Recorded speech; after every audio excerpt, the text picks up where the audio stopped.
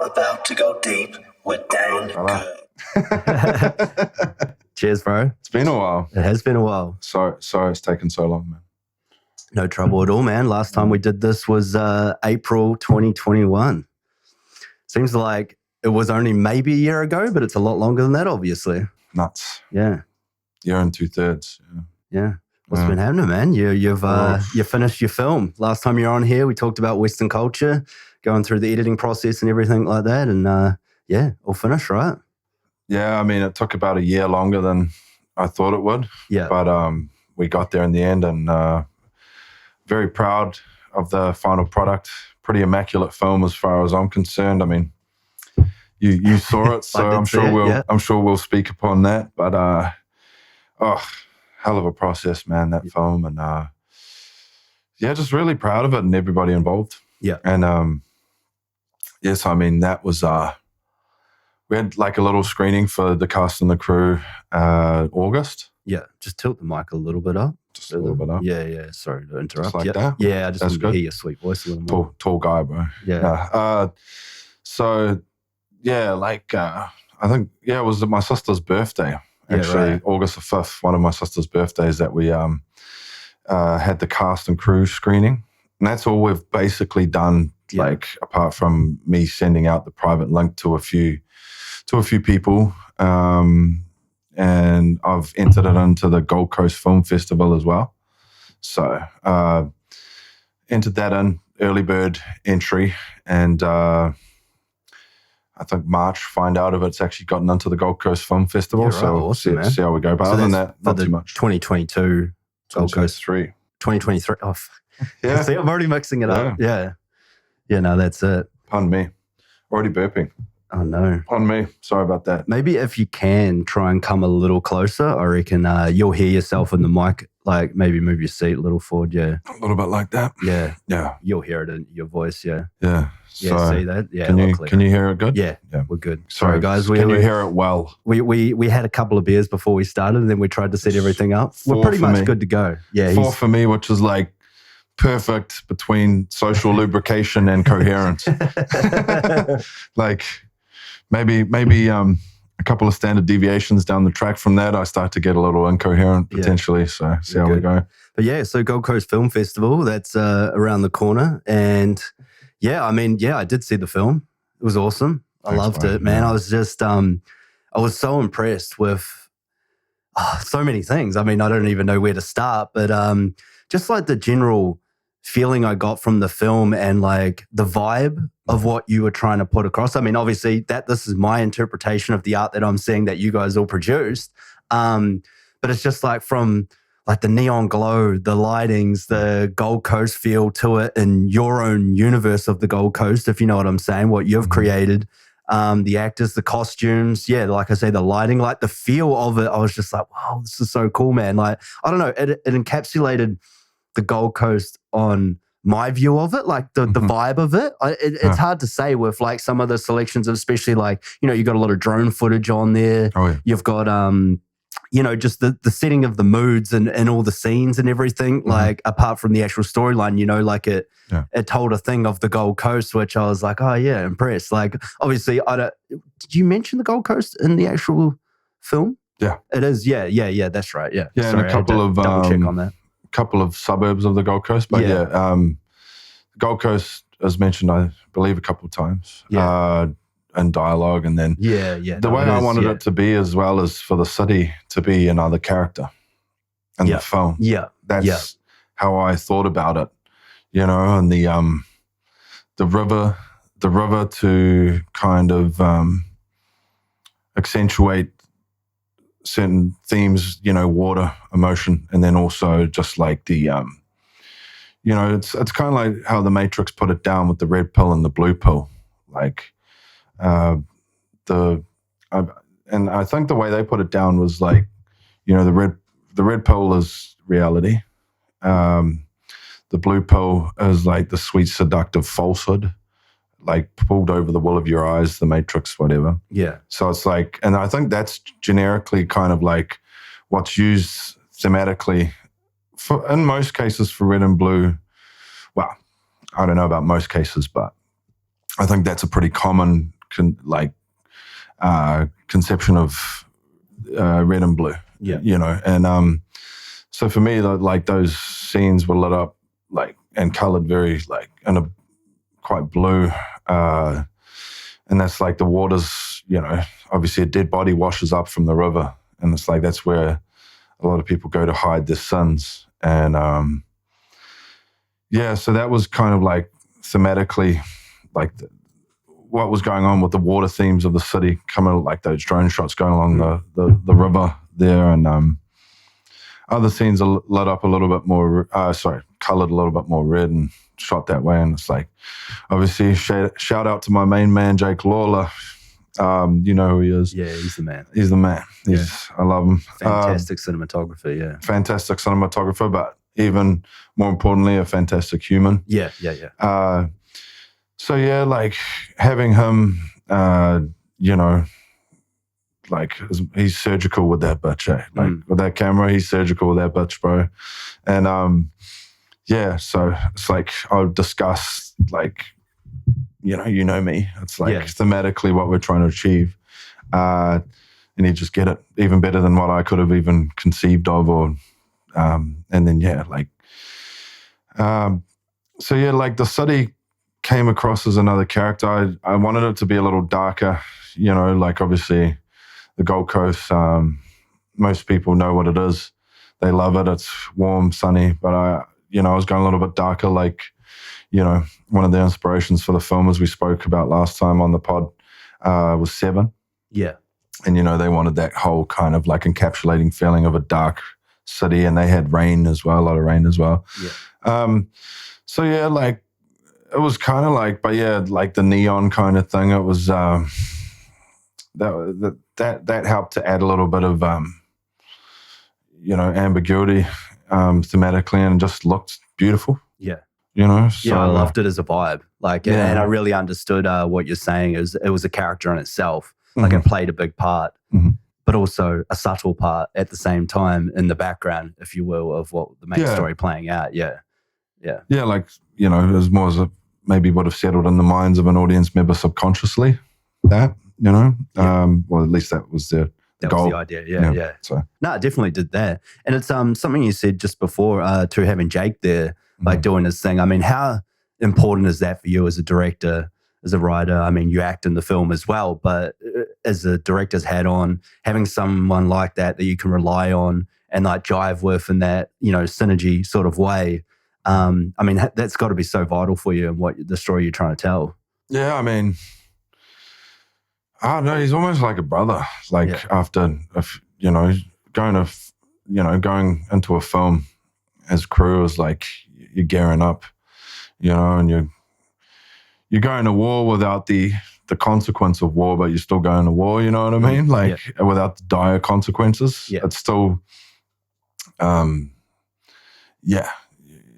you know, you're a team and you got to work together. And with him, I mean, we're the same star sign. We're both Librans. We're both spiritual. I mean, he's religious and Christian, but he's spiritual. I'm not religious, but I'm, you know, raised by a Buddhist mother. Shout out, mama.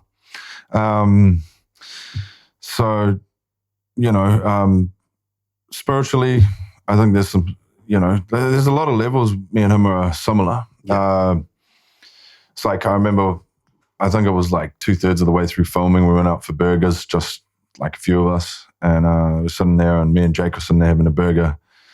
And he wanted to try my burger, I wanted to try his. So we tried each other's burgers. And my wife actually said, she's like, you guys are like such a couple. Like, you guys are more of a couple than you and me, to me, she said. Yeah. I was just like, you know, he was pretty hot. So, no, but so definitely a deep connection there, which I was lucky to get. You know, obviously, we had him as the DOP on our film, our first feature, Alpha, together.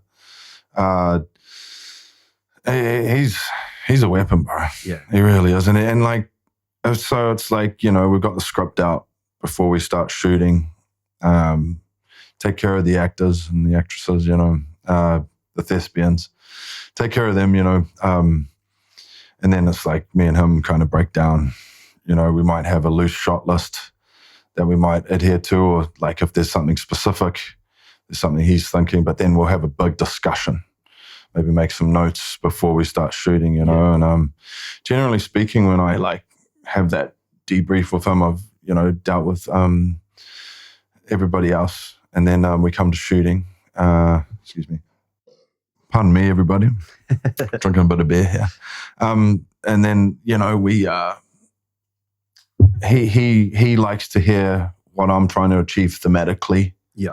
And that's when, you know, we finalize everything with the lighting and get the actors in place. And so he understands obviously what you're trying to do and what you're trying to achieve in the scene, and then see how they're going to go about it, right? Exactly. Yeah. And but the thing is, it's like when I you know, speak about these things, what I'm trying to achieve thematically and everything else structurally, just everything in general, it's as if he just understands me. Yeah. Like, you know, I don't know if I explain it well, or I think it's more of a like, he just knows where I'm coming from. Yeah. You know, like more than that probably.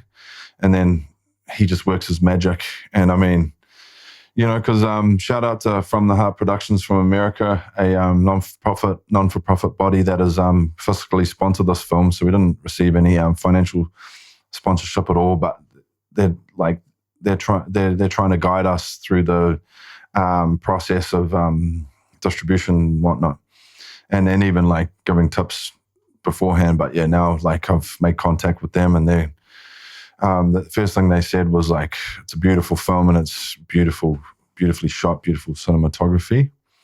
And they reckon it's going to go really well in America once I get to distribution there. But that's, you know what it is, it's a long game. Yeah. So that's a testament to him. Yeah. And then also just the choices in general that we both made, and the direction we were heading. But very, like 95% a testament to his skill and his brother Isaac, who's now, like, I don't think I'll ever work on another film without them two as my guys, like, because Isaac's his, like, assistant, and he's, like, Jake 2.0. Yeah. You know? Yeah.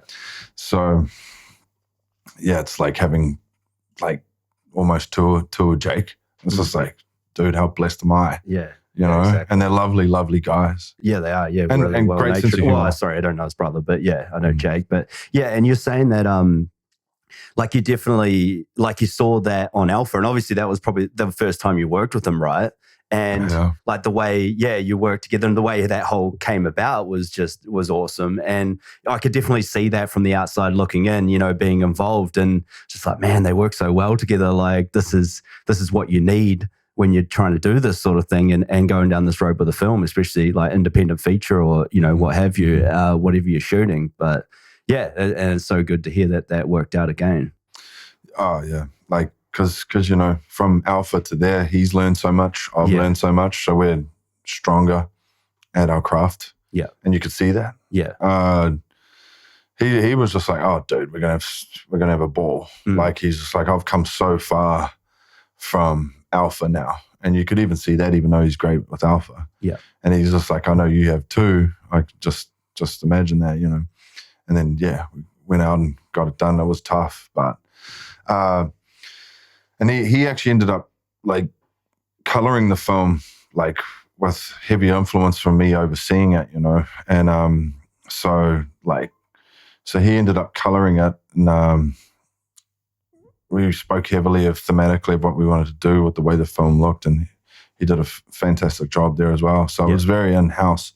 Like, you know, I wrote it, produced it, directed it.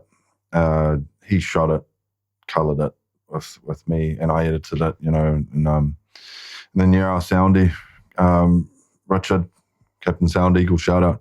He did the post sound as well as, you know, head soundy on set as well. So it was like a pretty tightly done, you know, tight crew, and yeah, we got there in the end. Yeah, not so many hands on it, right? And that's I think that's probably important to get the whole encapsulate like the whole feeling and vibe that you're trying to get from the film, like not having too many hands and eyes on it and ideas. And although that works as well, seeing the outside, you know, seeing it differently from what you do, and like that whole you know, like the whole conversation that comes with being in the editing room. Like I personally, I've been there a little bit, but not much obviously as you have, and edited it. That's your first feature that you've actually edited solo yourself, right? And I remember you were in the editing room and you told me a few stories of when you were doing Alpha down in Sydney with the other guy that was doing that, and what a slog it can be sometimes, and just people clashing and things like that.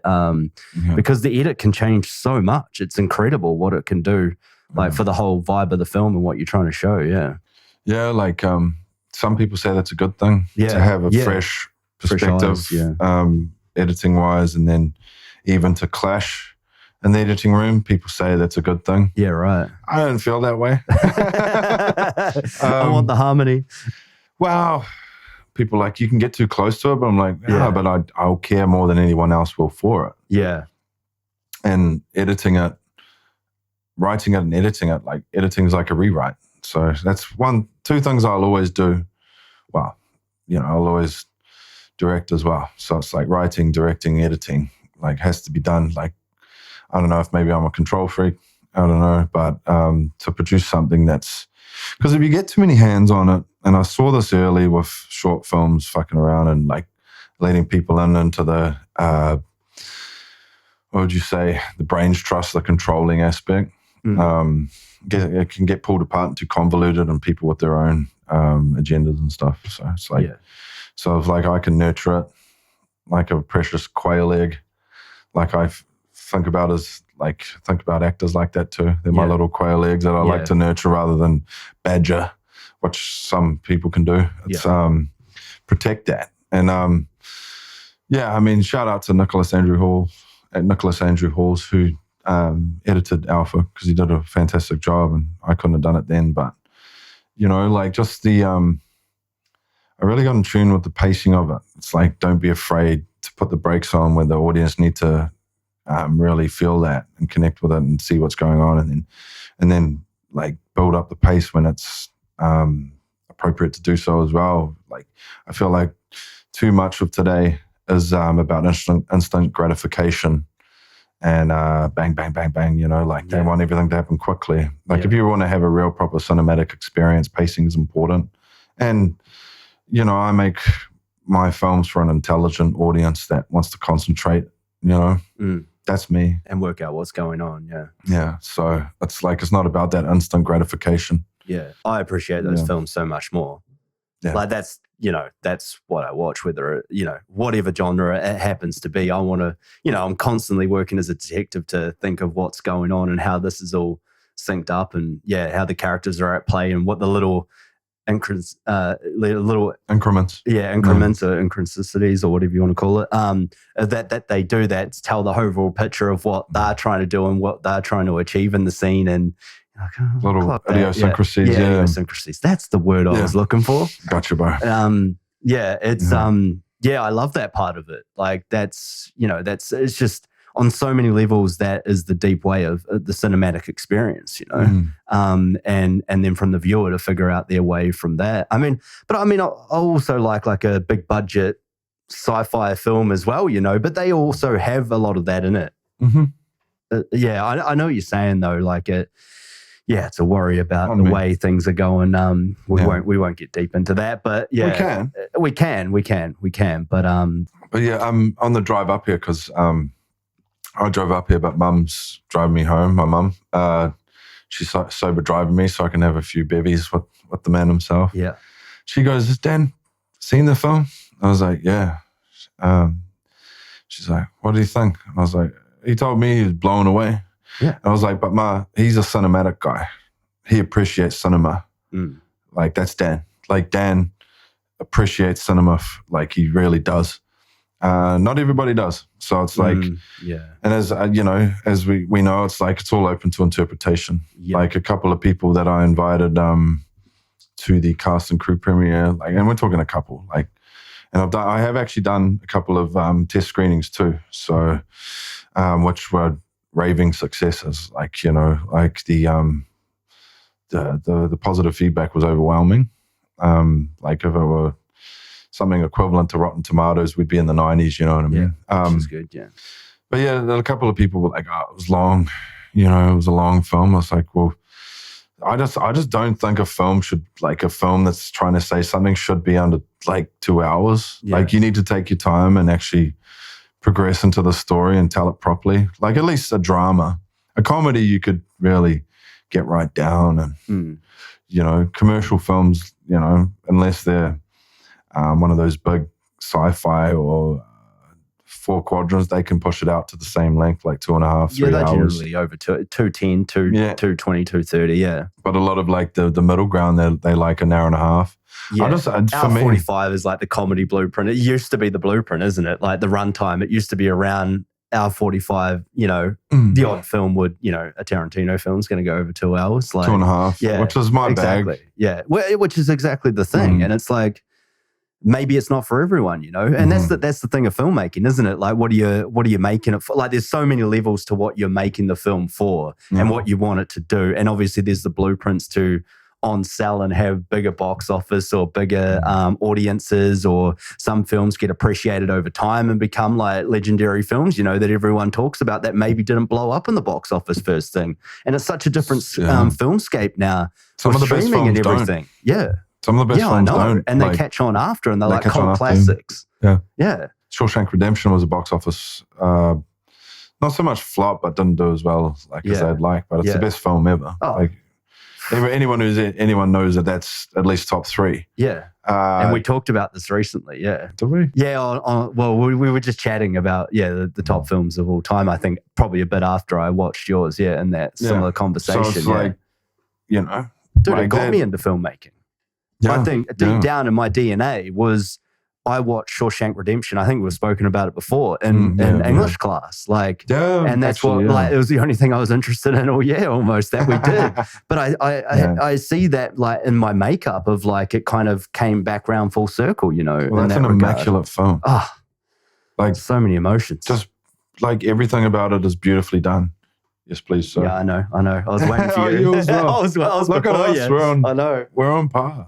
You had already a couple up on me, I will say that. Yes. That's okay. But, you know, I've got a couple up on you in terms of body size too. I was going to say. You're a very lean unit these days, sir. Man, I'm trying. Yeah. Ryan Gosling would be lucky to have you as a you know.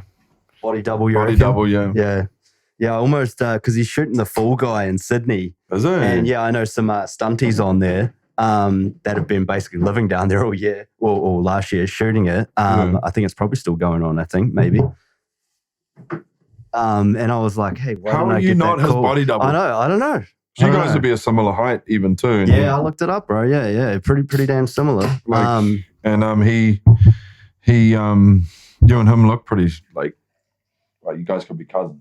Bro, it's hilarious. Like, I remember when you first said that to me when we first met up. Like, what up, Ryan Gosling? And how long you've hitched that wagon and said it to me, to the point. Cheers, brother. And it's so funny now how many times it comes. People say it to me on set. It's like nearly every set I go on to, I get that now, and I'm like, man, this is crazy. Like, it all started with you pointing it out. And now it just happens all the time. When I was on Land of Bad, that Russell Crowe, Liam Hemsworth new film, one of the guys that had a bit part in a Queensland actor, he came up to me like mid-scene that we're shooting. I wasn't talking to anyone else, just comes over to me, and I was by the pool table playing pool, I think, in the scene. And he goes, hey, he's like, introduced himself, and then he's like, has anyone ever told you? And as soon as he said that, I knew exactly what he was going to say. He's like, you look like Ryan Gosling. I'm like, dude, I get it all the time. I'm not hating on it. That's what I said. I'm not hating on it, but it is so funny how many times I get it. And I don't see it. But like, I get it that many times that I'm like starting to go, oh. Some people see it. Yeah. Oh, dude, so many people come up to me. Yeah. It happened to me on Nautilus as well earlier this year. Like, someone said it. It's just, actually, Gideon's sister. So I think it's his sister. Yeah, she's an actress. Eh? Yeah. She was on Nautilus, but she was doing AD work, PA work on it. Oh, and she came up and said the same thing, even though we'd already met before. But I don't know. I've never met her, but I've heard about her through colleagues. Yeah. She's cool. Yeah. Yeah, I hear she's real cool. Yeah, she's hard case. Gideon's the man. Oh, he's awesome. Beautiful man. Inside and out. He's coming on the pod. I've talked to him about it before. But, he's coming? I'm gonna. I'm gonna get him on. Get him on here. We talked about it. I I think in maybe the first year that we that I was doing it, you know, it's just a matter of linking up. I think he was doing a lot of theatre at the time. Yeah. And he was busy because his brother is a really good actor, and he was like the lead in that boxing theatre show that was going all around Australia, I think, or whatever. It had a pretty big run. Talented family, bro. Yeah, and so his brother was actually, he's one of the main characters, like so many leads on Nautilus, the Disney series that I was on. So yeah, his bro's on that, and he's smashing it, eh? yeah, he's killing it, man. Like that's a big series. Like he would have got a good, it's a good one to get. Good for him. Yeah, man, big budget, you know. Yeah, $200 million, I think, $180 million series, that one. That's some special. They're getting paid. All right, yeah. That's some special stuff going on there with Gideon's parents, bro. They got the mix right, obviously, with that family. Yeah, and talented. He's such an inspirational guy. That's also why I want him on. Like he's a beast. Like as he works out and does everything he does, and he used to play footy and stuff. You know, he played NRL, right? I didn't know he played it. I know he played footy because I met him on Thor when I was on that, and he actually gave me, I think my car was broken down at the time, and he actually gave me a ride. That's how I met him and his sister and Kate as well. That's in the film, your film. Yeah. They were giving me rides down for like 1 week there. That's like his muscles, yeah. So that's how I met him. Yeah. But yeah, he played 3 games for Manly. Is that what? Yeah. Okay. You might have told me that. Yeah, I knew he played definitely. I would have loved to have played 3 games in NRL. Bro. Yeah. I mean, it's an awesome thing to say. Yeah. And he's carried on with it in his own right and doing his own, pardon me, doing his own things, Zeb Nation, you know, and everything that he's trying to achieve and going for. And he's such an inspirational dude, which I think the world needs more of those kind of guys. Leading from the front, you know, for people to listen to. And the world always needs good, strong men, bro. Yeah. That's that. Hey, strong woman too, but for sure. Especially nowadays, I think, I think more than strong anything. Men now are rarer than strong women, probably, right? Like potentially. Yes, I think so. Yeah, I think there's a lot more stronger females than what there used to be, or maybe they're getting that limelight more now. And the ratio is like, you know, if you were to leave things to probability, there's always more females born than men. So, really? Oh, yeah. Yeah, I don't know. Yeah. So the way it always happens is 50 Dude, bring that mic closer. I think we need to hear you. Yeah, it's a bit. So the way it usually goes is women are 50.01%, men are 49.99%, which I know doesn't sound like a lot. Yeah, but in the overall scheme of things, yeah. And then other factors like you know, it's not exactly how it's going to go down, but you know, it's, I don't know. I think it might be a bit of a tough time for men, the way there's a lot of man bashing going on at the moment. Yeah. It's like a lot of guys might want to settle into a less stronger persona. Yeah. But I think the world does need strong men. It always does. You know, so, and he is one. Gideon. Yeah. He's an absolute stud. He's a fucking stud, that guy. And I miss him, bro. Like I'd love to actually he couldn't make the cast and crew because he was in Western Culture too briefly, as you saw. Yeah. You know, I'd love to hang out with him, but he's just so busy, like I am too, getting shit done. Yeah, that's it. And it seems it's more important as you get older, like the prioritizing of your time and everything that you're trying to achieve. It just gets more, you know, like when it was at a whim, you're like, hey, bro, you want to come over for a few beers? Yeah, let's do it. You know, like, I mean, Yes, I can make that happen. It's like I haven't drunk since Tuesday. It's Thursday, so yeah. But yeah, no, it is, and time's finite, and it's something that I've definitely had to get a lot better at, is prioritizing. And I think I definitely know I have, and it was one thing that I worked on pretty solidly last year as well. Just having your finger in so many pies, or so to speak, and just like having to switch out the prioritize. You know, like I'll need to get a podcast out or whatever, and then the next week I'm working on trying to write something or whatever I'm doing, and then an audition will come in. So you just got to switch out, and the higher prioritize comes out, and you just got to get so much better at switching your time out and what you focus on, which is very important as a creative, I think, and probably in any any work you're in, but I think even more so with creativity, because also, and it's hard because you know what it's like. Your mind's always working with things in the background, and that's just how the creative space works. But it's like when that's there and you're like, oh, I got to get that down. Like I got to, so switch out and go into writing mode and just make a whole bunch of notes if you can't actually sit down for a few hours and write your script or whatever, right? Like I'm sure inspiration strikes at any time for you, man. Gotta have a notebook. Yeah. I've got them everywhere. Yeah. Do you prefer to write than like voice memos or write them on your phone or things like that? I do voice memos and write memos on my phone if I have to, but I prefer written. Yeah. Always. It goes in your psyche better, right? It does. You retain more by writing than you do by listening or anything or speaking. Yeah, 100%. I think it's quite a lot more. But yeah, it's just, I don't know, it's just the way I like to do stuff. And yeah, that's the thing with priorities, bro. And it's like, you don't want, we're lucky we know what we want to do. There's a lot of people out there still figuring their shit out, but you don't want to be past your prime or on your deathbed and it's like, fuck, I didn't actually give it a good fucking crack. Yeah. Like what I wanted to fucking do, bro. Yeah. Like, I think about that a lot. Like, that's even good. though I especially now, especially the last year or so, maybe a couple of years, I don't know. Like, I always think about that. I think it's always in the back of my mind. And I don't think it's a bad thing to have that. You should constantly be checking yourself, in that regard. But whilst I feel like I have the things set that I want to still do, whether it's set, it's probably not the right word, but like the intention of what I want to do and what I want to achieve.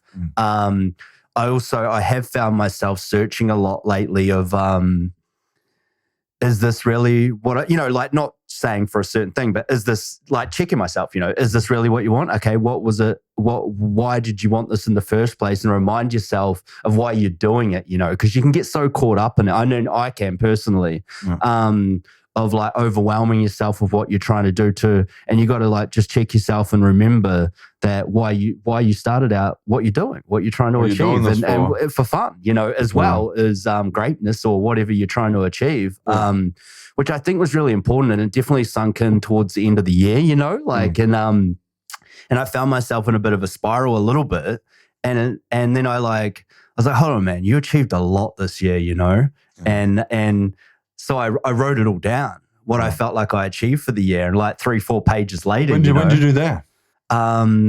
Probably a week ago. Nice. Yeah, just before the end of the year. Yeah. And I knew I wanted to do it, but I was in a weird spot, bro. Like in a real weird spot. Like I'd done so much this year, but I don't know. Like, you know me, I'm so You're a Pisces, baby. Yeah. You're a water sign. You're fucking emotional as fuck. Yeah, totally. You heard it here first. Yeah. But yeah, I did. Yeah, and I was like, I think it's because, like towards the end of the year, I was doing, the 8-week acting course down the warehouse, down the Gold Coast with Tom McSweeney. Yeah.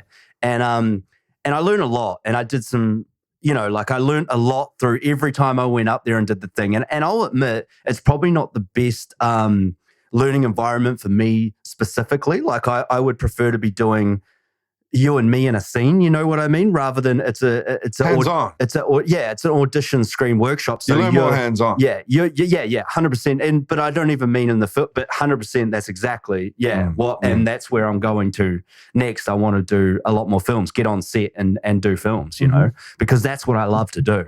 But you're like doing it as an audition sequence of like you would be standing behind camera and I'm here. You learn the script. You got a week to learn a 4-page script or whatever and all this. And which I think's a test sometimes. Like I don't know I know a lot of actors will tell you about it too, but I'll be completely upfront is like learning lines is like I think is one of my weaker things, but I'm probably just overthinking it. And I was definitely proving that to myself. To retain? Yeah, retain like the lines and stuff like that. Fuck, I'm a lucky fucker. Yeah. Like, do you retain it really well? I'll read it in the morning and retain 4 pages.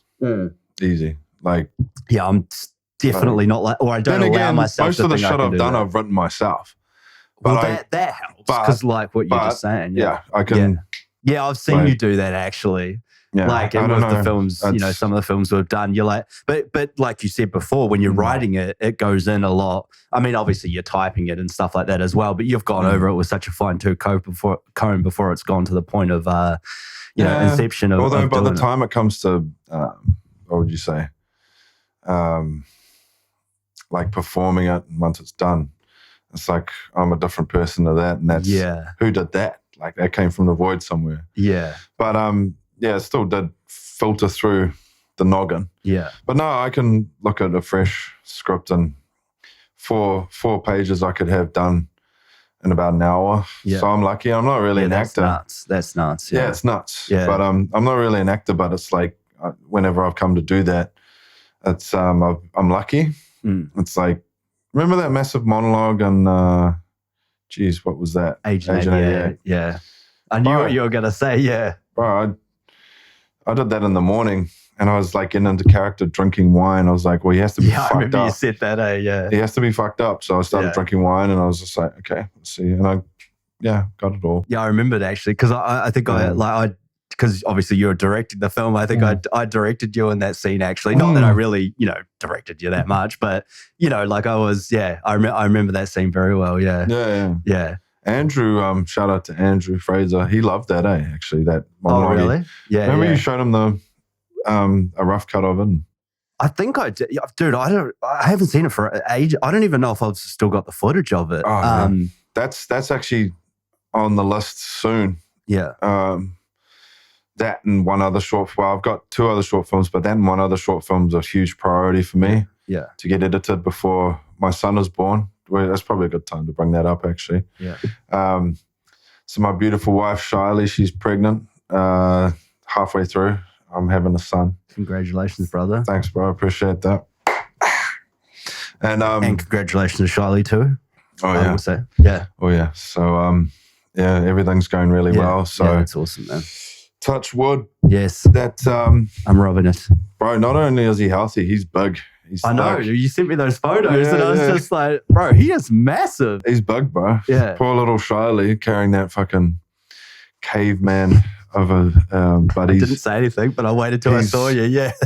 I just know he's going to be a better version of me. So I look forward to meeting him. Yeah. And I mean, oh, it's awesome, bro. Mixing the genes with the Aussies, that's got to be a good thing, right? You know what I'm saying? Like, that's so good. Have a little Mozzie, Moldy Aussie. Yeah. I look forward to meeting him. But so that's the thing. So he's coming in mid-May. Yeah. Bro, I've got so much to do before then. Yeah. So much to do. Yeah. So when you're talking about priorities and all that stuff, like that's where it comes in. That's a skill in itself, like being able to prioritize.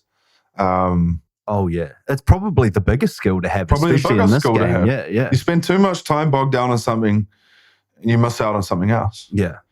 But and obviously with my job, which maybe we should get into a little bit too in a bit potentially, because I've been had a promotion there, and it's going really well. But it's a lot of fucking hard work, and I don't get as much time off now. Yeah.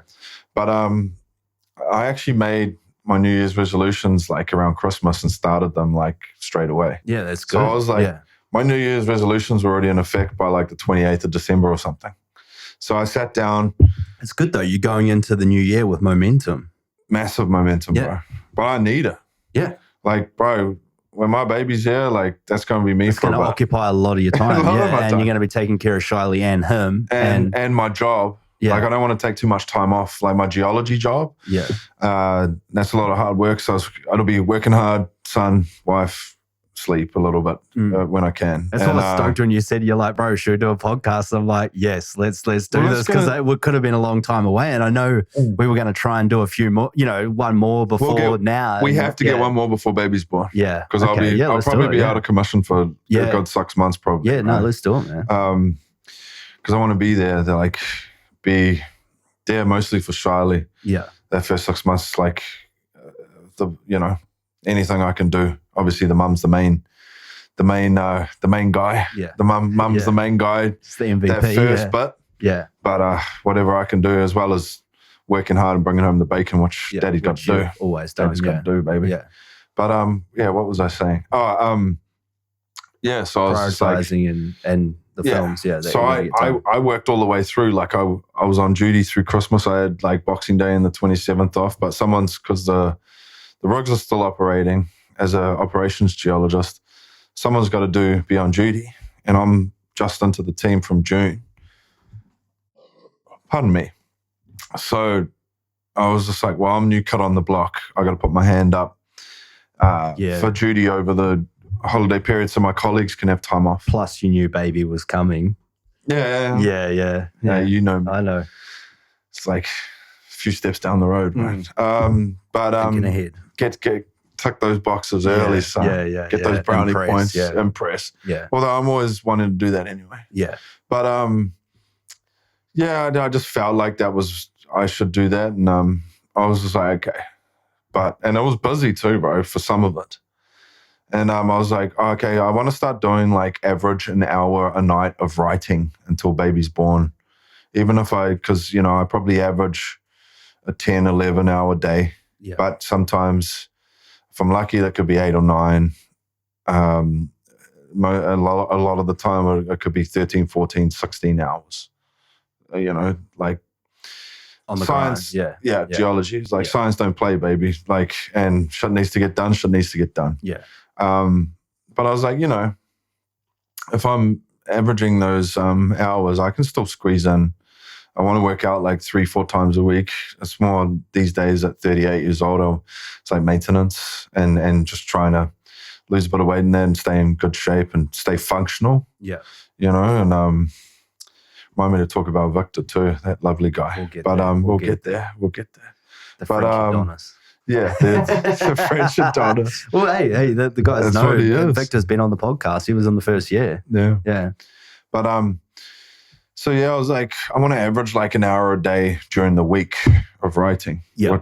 And like give it like heaps of energy because so much can get done. Which is a lot. Like an hour is a lot to dedicate to things when you've only got 2 hours or whatever free, a night or what have you, whatever time it is. Yeah. Yeah. So the first night I went to sit down and do an hour writing after, I think it was 6 o'clock.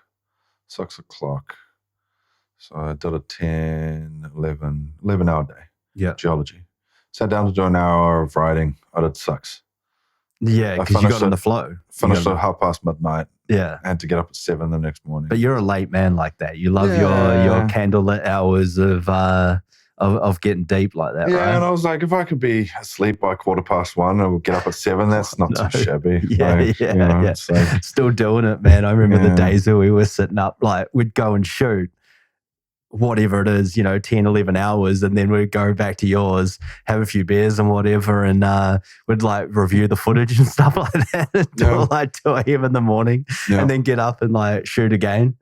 It's nuts, really, eh? But it's nuts from a lot of people's point of view. Yeah, but we didn't want to miss anything, right? We wanted to experience it. But we had it's just, you have a vibe about you, don't you? When you're in that, when you're in the zone with that stuff, like even if you got all the resources in the world, how much of the year are you, like, if you're involved in the whole process of filmmaking, how much are you actually going to spend on set?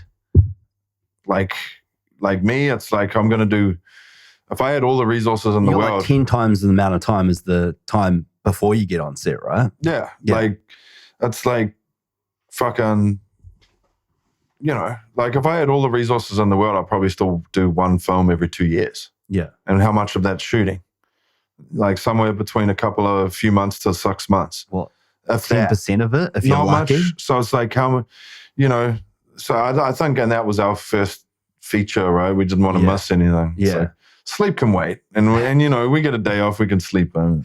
Yeah. And then it's like, I was lucky as well. It's like people knew where I was at. It's like, we got a jazz, just sleep in for another hour while so-and-so's in the makeup chair. Yeah. Get up and get yourself, sorted. And we had a good crew, on that. But yeah, so with that, those New Year's resolutions that were in early. Excuse me, I'm gassy. I'm gassy. Right, yeah. Have a sip of water, wash it down. Yeah, maybe. Yeah. So it was like, I think it was like the next day was a big day of work. Can I get a Black Ops, bro? I'll finish that soon. Keep going. So I had the next day off from riding because thanks, brother. Because I had a lot of work and I ended up going to the gym afterwards. Yeah. But it's like average an hour a day during the week, right? The next day I sat down and did 5 hours, bro. So after like a 12, 13-hour day. Yeah. And then I was just like... You did 12 hours of riding, did you say? No, sorry, 12 hours of geology work and 5 hours of riding. I'm lucky my wife's patient and likes her space. So patient. And I've got my own setup now. Yeah. Little man cave with a big office and books and fucking everything. I've got to come down and check it out, eh? Bro, come down, have some beers. Maybe do a pod down there, man. I probably need to come down before baby's born though, right? Because otherwise it's going to get hectic. Come down before baby's born. We'll do a pod in my man cave. Yeah, let's bring all your shit. Yeah. So, bro, I'm way ahead of the curve. And I'm just like, because I want to get at least 2 of the scripts I've got. I got like 5 scripts on the go. Yeah, you always have. And you've got them in the vault. On the vault. Yeah. Like it's... Yeah, I'm already ahead of the curve because of that New Year's resolution, just getting it done. And it's like these days as well, like you were talking before. How old are you now? 32? Nah, bro, 34. 34. No, what Jesus? I have to think about it now. Yeah, I'm 34. I think I'm 35 in March, which is very depressing to say. You're still young. Nah, it is what it is. But that's what I'm starting to realize. Although the body isn't quite where the mind is in terms of beast, although it is enough. Like I'm arrogant enough. My life pretty much. So yeah. You look good. But energy-wise, though, is a different story. You got more to work with as a 22-year-old. Yeah, like I'll say when we were doing the film stuff like that and staying up late, and just burning the candle at both ends massively. I could do it, but it's going to have a lot more effects now. And that's not saying that, that's not saying that we're old, but that's what I'm saying about the time and the prioritizing and like these days, plus I got Sasha on my case, of like prioritizing sleep, man, and the recovery, bro, for trying to beast it out and, like doing 8 to 10 hours, of work or whatever it is, and then go and do a couple hours in the gym, give or take, whatever it is, hour and a half. And and then coming home and be able to make the most of a couple hours of creative time. Yeah. Like the recovery is so vital. But if that's what you're working with, that's what you're working with. Yeah, exactly. You got to do what you got to do. And that's the priority shifting, and getting better at that as you get older is definitely a thing, right? And it's a mastery skill. Exactly. That's like me now, if I'm, times in the past when I was hungover a lot more than I am now because I used to drink heaps. Yeah. And according to the wife, you still do drink a lot, babe. But for my standards, heaps to a lot. Like for my standards, no. Yeah. Which is a lot healthier. But if I'm hungover now, maybe if it's a special occasion, I'll give myself a day on the couch. It's like, I've been working for months. I can have a day on the couch, maybe get some KFC, maybe a bottle of chocolate milk, watch some sport or something. Yeah. But other than the odd occasion, it's like, fuck you piece of shit. Get your ass in the fucking gym. Yeah. You got to motivate yourself, eh? Get your ass in the gym, sweat it out, come back, be productive for a little bit, and have an early night. Yeah. If that's like I've got the time, which is usually what it is. Like I wouldn't want to be too hungover on a work day, so it's like. Still, I'm like, that dead space. No, like I don't want too much of it. Like, and then it's like, excuse me, on that odd occasion where I do that, like I really appreciate that relaxation time. Oh yeah, and I think you have to. I think it's vital to have that like downtime, that chill time, or whatever it is that you needed to do. But I got to earn it. Yeah. And more now than ever because like. Yeah. I feel the same way, bro. Exactly the same way. We're in our prime now, bro. Yeah. Like 35 to 45 in my estimation is prime. It is. And you're just coming into that now. Yeah. I'm there at 38, Well, I think it's when you've got a worldly view now. Like you've actually got a legitimate worldly view. You've lived a lot of things. You've done a lot of stuff. You've made a lot of mistakes and you've corrected it and achieved a lot of great things. But I think, when you think you're 20 odd and you think you know everything. You don't know shit. You don't know shit. You don't know shit. And then you go 25 plus and then you're like, oh yeah, I've been through some things. It's not until after 30 that you're like, okay, shit, I didn't know anything before. But you think get that you know everything. Shit. Yeah, I know. It's bizarre, isn't it? Bro, it's bizarre. And my stepson now is just coming into that, where you can see when he's getting cocky toes. Yeah. And I was just like, but the cool thing is I was worse. Yeah. And no matter where he gets, I know I was worse. I thought I knew fucking everything because I was a smart young fuck. Yeah. Very good scientist, and I still am. But as a scientist now, I realize, as skillful as I am and as knowledgeable as I am in some certain areas, there's a lot I don't know. Yeah. And and I'm like a high-performing individual. Yeah. I know that. Yeah. And that's no accident. Like, maybe I've got a little bit of intelligence to work with, maybe, but it's all ethic. That's the brunt of it. Like, the brunt of it is ethic. Like, intelligence, maybe there's like a little bit more than most to work with. I don't know. Like, maybe I'm just running the mill. I think you're a hell of a hard worker, bro. Yeah, I am. As well as all that. Yeah. I mean, my sister thinks I'm a freak and thinks I'm really intelligent. Samara? Yeah. Yeah. Yeah. But, and I got a high IQ, but it's like, that's not everything. But, it's, and what good is that if you don't do fuck all? You know what I mean? Like, yeah.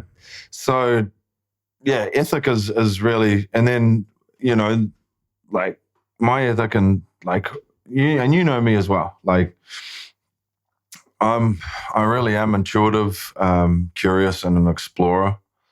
So it's like I want to find shit out. Yeah. And so the more now I'm, in theory, wiser, like, right? Want to explore more, figure shit out, learn more, read more, everything. Yeah. It's like, and I'm doing that as much as possible about, with the time I have with certain things I'm interested in. And it's like, fuck, there's so much I don't know. Like, I know a lot about a few things, but it's so much. Yeah. And even with the things that I'm really skilled at, like, I've been a scientist for a long time. It's like, fuck, there's so much. And that's why where people are so arrogant about certain things, it's like, we as humans actually have got a long way to go. A lot of shit to figure out. I know we're going and we're at like the height technologically and a few things. Yeah, the height for now that we know. For now that we know. We don't know that we could have been far more advanced than this before. We were, but that's. I think so too. We were, but that's for another podcast. Oh, is it though? Yeah, is it? Yeah, it probably should be. But he probably, I don't know. We can go there if you like, but you want to. Let's do it on another one. Let's do it. You want to rip the scientific Band-Aid off and let it. I've been wanting to talk to you about a lot of things for a while. Yeah, you'll be getting ear fucked by me for like 5 hours. Yeah, I'm ready to go. I think I'm a bit more informed than before. Like, a lot of the times, when you heard some grandiose, some great theories, and some of them have been proved correct. Yeah. I would succumb to a lot of them before because I really wasn't as well informed to have the conversation that I could have now. You know what I mean? And I understand things from a lot more different perspectives now and a lot more scientific perspectives. And, for just so many things now that to have that kind of conversation. Before I was just like, I am interested in this. Well, you're 34 now, baby. Yeah. But I take so much more information in now since podcasting and everything. What you're doing, being proactive and talking to people, that's the way to learn. I look at Joe Rogan, bro. That motherfucker's learned so much. Yeah. And like, he's just a charismatic guy that's got a big set of fucking kahunas on him. Yeah. But it's like, your frontal cortex doesn't fully develop to your mid-20s. So in some aspects, you're like a meat wagon full of hormones. I would majority say, yes. until then.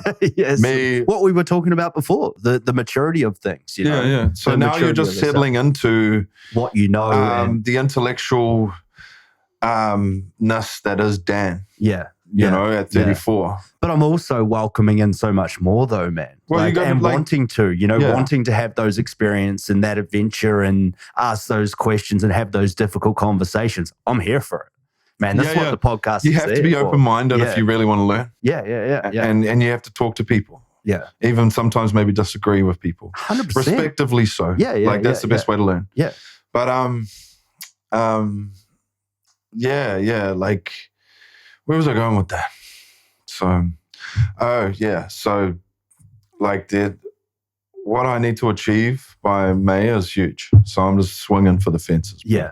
Yeah. And then just how I am anyway, it's like at 38, it's like, well, I'm in my prime. I'm not going to waste too many minutes, you know? Yeah. And that's why I'm chasing my tail a lot. You know, like time I got shit locked in all over. Like today, this morning was hectic. And this will flow in nice. With, so I'm working out at Victor's gym. Shout out to the Body Temple in Southport, Gold Coast. And shout out to Victor Fain, big, beautiful man that he is. He's an actor. The French Adonis. Yep. That's what I call him all the time. He's the bad guy in Western culture. Yes. My film, our film. And so his dream was to start his own gym, and he did. Yeah, you spoke about it on the podcast. That's what we talked about in the first year of the podcast, and it's come to fruition. And I've trained down there as well. It's a fantastic facility. Yeah, bro, you got to come down there and train with me one time on a Saturday. Yeah, Saturday we've never morning. trained together actually. So, come down Saturday morning because like we'll train hard and we'll get fucked up afterwards. Yeah, let's do it. Yeah.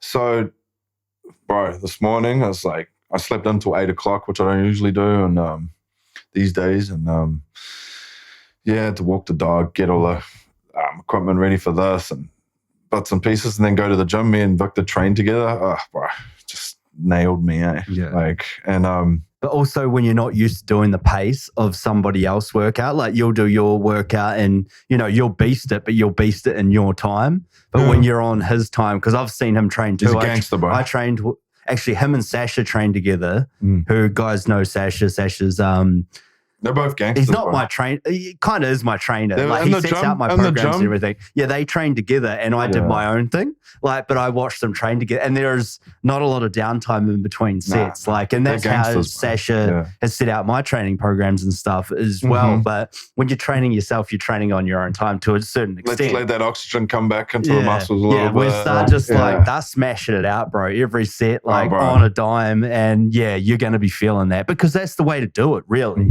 let's be honest. That's the way to. Unless you're powerlifting and trying to, do some real weird kind of muscle growth and things like that, where you're having like so many minutes down between sets, like 3 or 4 minutes, and whatever. They're going every minute or so. Like we were doing plyometrics and functional stuff, and then some boxing. Me and Victor today. Yeah. Okay. Cool. That's cool. That's different. That's different. That's a lot different training, to weight training. I love that. Like, although I love weight training too, and just trying to get back into shape now because it's like years out on the rigs. Yeah, fucks with you. Yeah. And I know you have a gym out there a lot of times, but it doesn't have everything you want it to have. And well, no, like the gym's pretty good. The gym I had out there, I was lucky. The last, I don't know, 5-10 years or whatever it's been. Pardon me. Like back in the early days. Maybe some backstory for people out there. So as a young man, was always interested in science and always a good sportsman. So it was like, what's going to come to fruition there?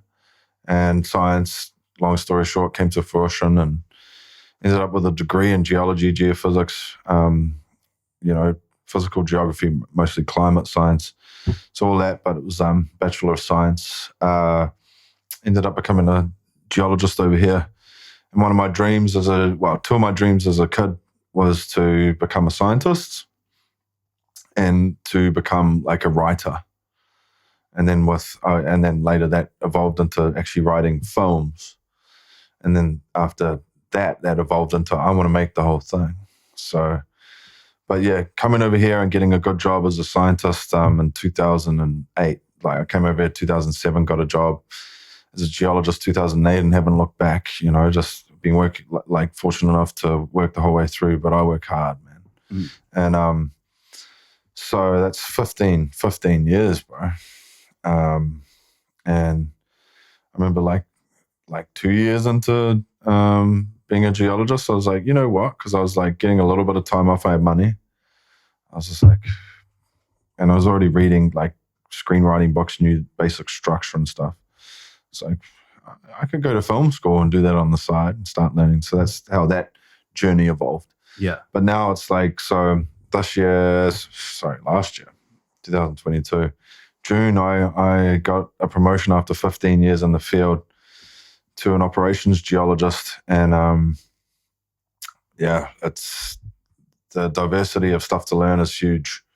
I love it. Like, I love a challenge, and I'm doing well. Like everybody there, I think I have a good rapport with. Lucky to be in a decent team with high up at Shell, like a huge energy company. And I just got sent out for a few weeks to do some environmental work, which was good, rewarding.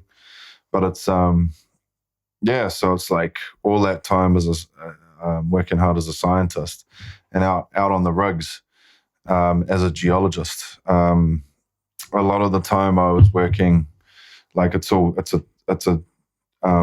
Just turn that a little more towards. Yeah, I'm trying to get the sound a bit better. I don't know if I had that a little angled. If it's me dropping out or not. Yeah. No, I had that a little angled just then. Yeah, like the wrong. Maybe I was sitting there earlier or something. Yeah. That's right. Sorry. But yeah, so for years it was like we're talking a 24-hour operation. And I'd have to be there whenever they needed me. So sometimes your sleep gets fucked with. Yeah. And sometimes it's like, you might have an easy day, but then it's like some days you literally might have to do a crazy amount of hours. Sorry guys. We're just trying to just unscrew it again and bring it up. Oh no, yeah. Unscrew that. Just what I did for you before. Oh nah. Okay, maybe I shouldn't get you to fuck with that right now. Caveman hands. Yeah. Oh, yeah, no, got it. Got it. And then bring it up. Yeah. Maybe there. And then, tilt it back down towards it. Yeah. Tall guy. Sorry, guys. And now tight. Oh, no, tight. Bring it back down. About there? Yeah, because it'll get in the way of the camera. And then, tighten it back up. Tall guy, bro. And sorry about that. Bring it towards it. 6 foot, baby. Yeah. So yeah, like that's what we're talking about. Then again, I'm hanging around Victor, who's like 6 foot fucking 4 or 5. I'm like a midget. But so it was like like we're talking long hours all over the place for fucking 15 years, a lot of them anyway. Yeah. It fucks with your body clock. Comes back to what we were talking about like regular sleep. But now with my operations geology role, it's like, it's hard work, but it's like most days I'll get up at 7 and work till 5 or 6. Some days I'll get woken up at 2 or 3 in the morning and work like a long shift. So they'll wake you up to do whatever you need to do, from home, because obviously you're working a lot from home now, right? Which you never were doing before, we should add. Yeah, bro, usually like the technology. Oh, man. But what you were doing before was crazy. Like I would be, you'd be online like messaging on Messenger and stuff, but you're like up like running all these systems and stuff on the computers and you'd be messaging flat out. It's like midnight, 1, 2 a.m. in the morning or something. It's nuts that you're up at that time, but you'd be on the rigs, right? Yeah. But now, so how has that changed then to have you actually manually doing it from home or mobile doing it from home? So it was like before. Just a different gig kind of thing. Kind of. Yeah. Yes and no. It's like, so with technology now, they're like, so some people are out of a job because of it. Yeah. And with us, it's like they were going to bring one guy into the team from the field. I was the guy. So it's like, fortunate, but also it must be for a reason, right? So, it's like we'd be on site and there was a lot more hands-on. And every now and then they'll probably still send me back out, which they just did, the environmental stuff and a couple of other bits and pieces. But now we've got the technology, like is sufficient enough to be able to like see data in real time, like different mnemonics, to be able to make big decisions and we're working from home a lot. Yeah. But it's like, it can still be around the clock. But most of the time for some reason, it's like, it's always 2 or 3 in the morning I get woken up, which I don't mind. It's like get up early as fuck and work through till the night. And then you've had a massive day and you got so much achieved. Yeah. I like that. I like being up working when no one else is. It's like, there's a weird feeling about that, eh? And I don't even know if it's a humbling life feeling almost, right? Like you're getting after it when you know people are resting and sleeping. Yeah. And you're like, am I getting ahead of you right now? Or am I getting ahead of what I need to do? Am I getting ahead of you I'm just striving forward for what you're trying to achieve, right? And it's there's a weird feeling about it. I know what you're saying. And the funny thing is, most people that see me as like, oh fuck, he's going really well. Yeah. Like the funny thing is, I'm like, what you don't see of what I do is huge, like bigger than what you do see. Like chances are, bro, I'm working, man.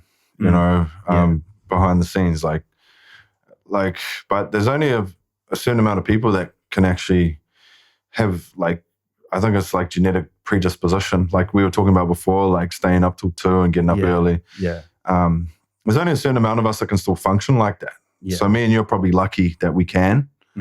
It's like, why not push that a little bit? And I'm still getting like 6, 7, sometimes 8 hours sleep most of the time now.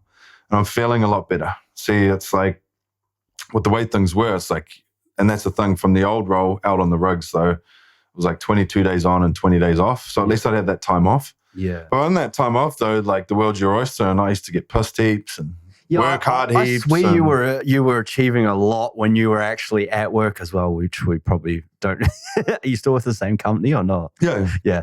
But no, you were achieving a lot, like just even being in that environment though. Because, we were talking a lot in between the time. I've always, like for the last fucking 10 years, bro, I've had like 3 computer screens in front of me. Yeah, that's what I mean. Not 80, 90% of the time. You're doing shit. So I can do a lot. And the way I am, I'm pretty good, bro. I'm like efficient in certain things. Yeah, yeah. Like my wife will tell you, I can certainly dawdle around with certain things. But that's your downtime. Yeah, she's seen your downtime. Well, those are like menial things. Like with the shit I'm good at, bro, I get after it, man. Yeah, and but it's interesting in that regard, right? Is like, because you're already so focused on the task at hand, right, of doing your geology work and focused on doing that, is that your brain's already working at a really finite, like, tuning pace. And so you're still able to take more things in almost at that time to when you're in your downtime and you're kind of clocked off a little bit. Yeah. You know what I mean? Like, you're working at just such a high RPM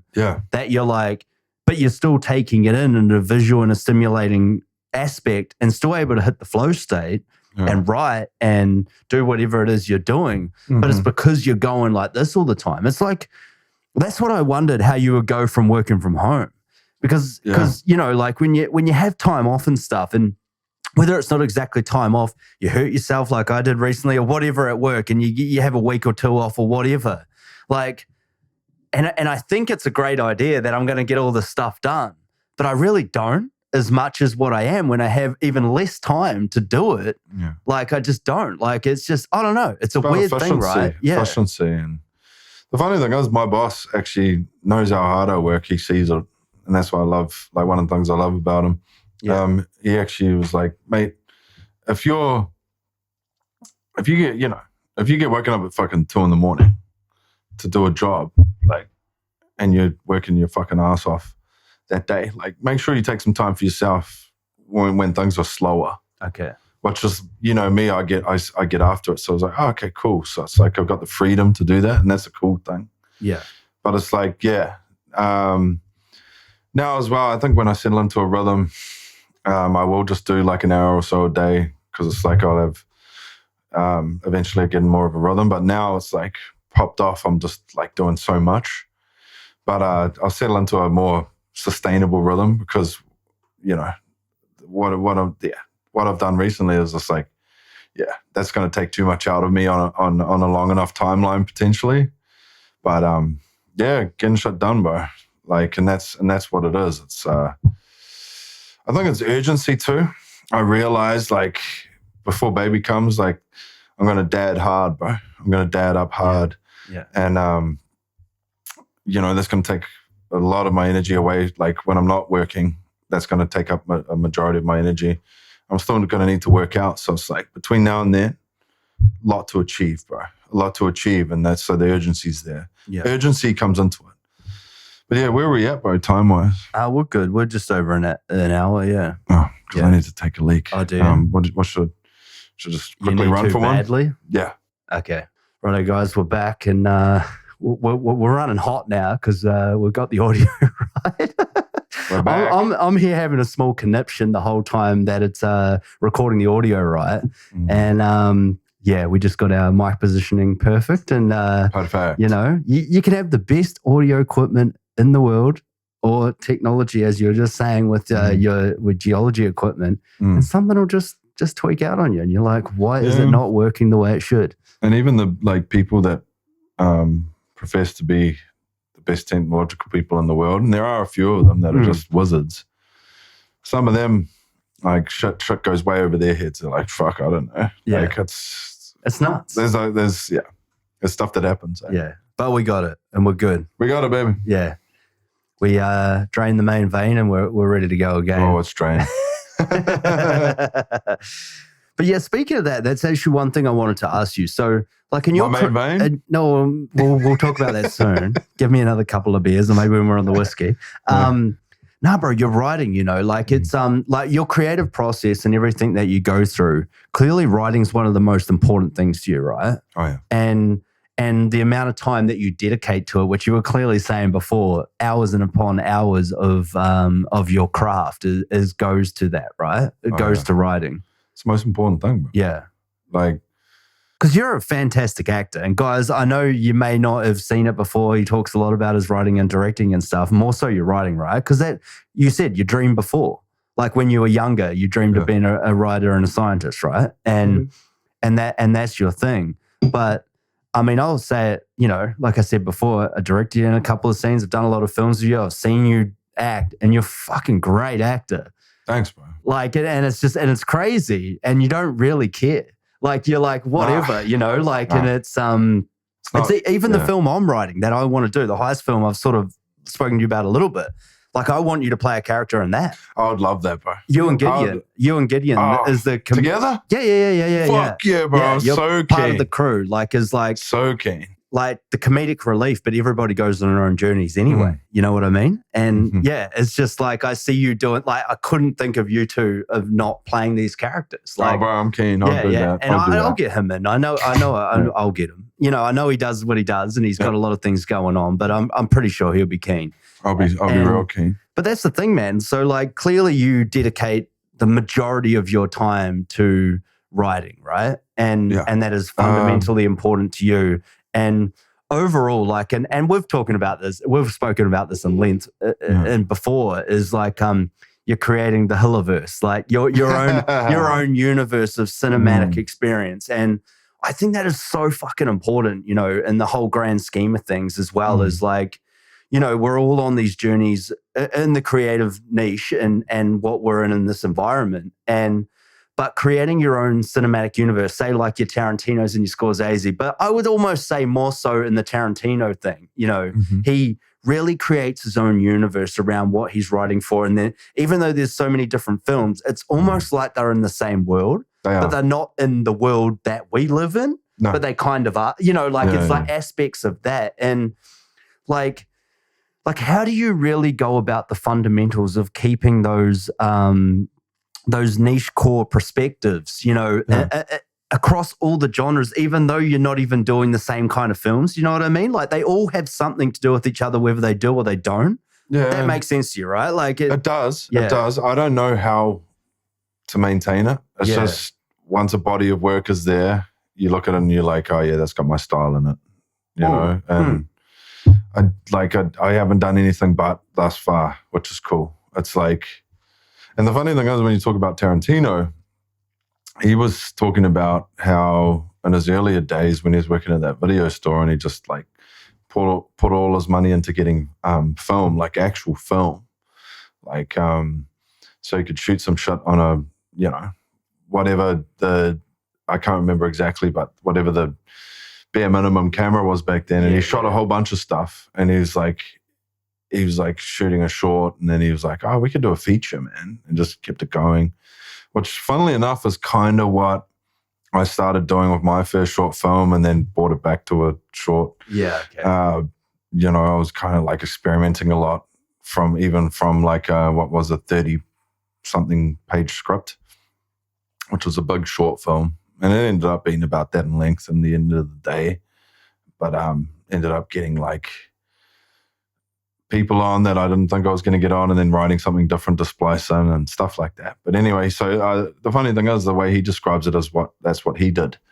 at one point. And just the money he could get, he'd shoot all weekend. And he's saying like you could hire equipment on a Friday, return it on the Monday, and you only have to pay one day.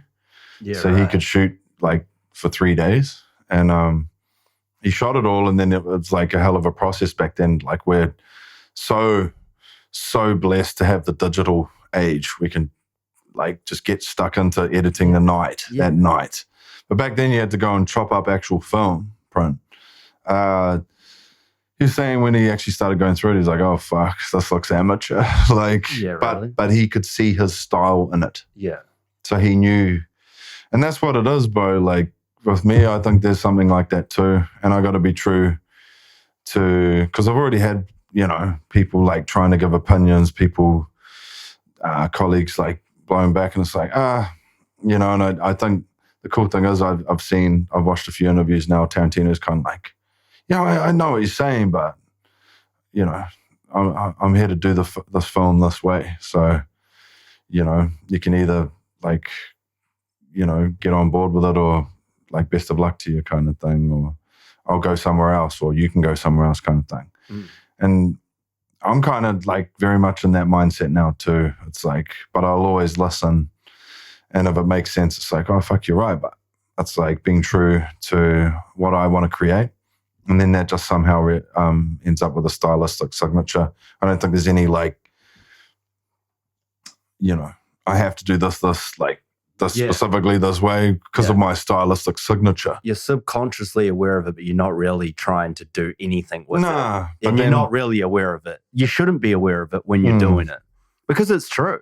But then at the end of the day, it's like, oh, fuck, you can tell that's a J.R. Hill film. No, it's there. Yeah. Because I had no involvement whatsoever in Western culture, right? And I've done a lot of films with you beforehand on different sides of everything, and including Alpha, your first film. And then when I watched Western culture, I was just like, this is a J.R. Hill film. without like getting under the table and doing the thing.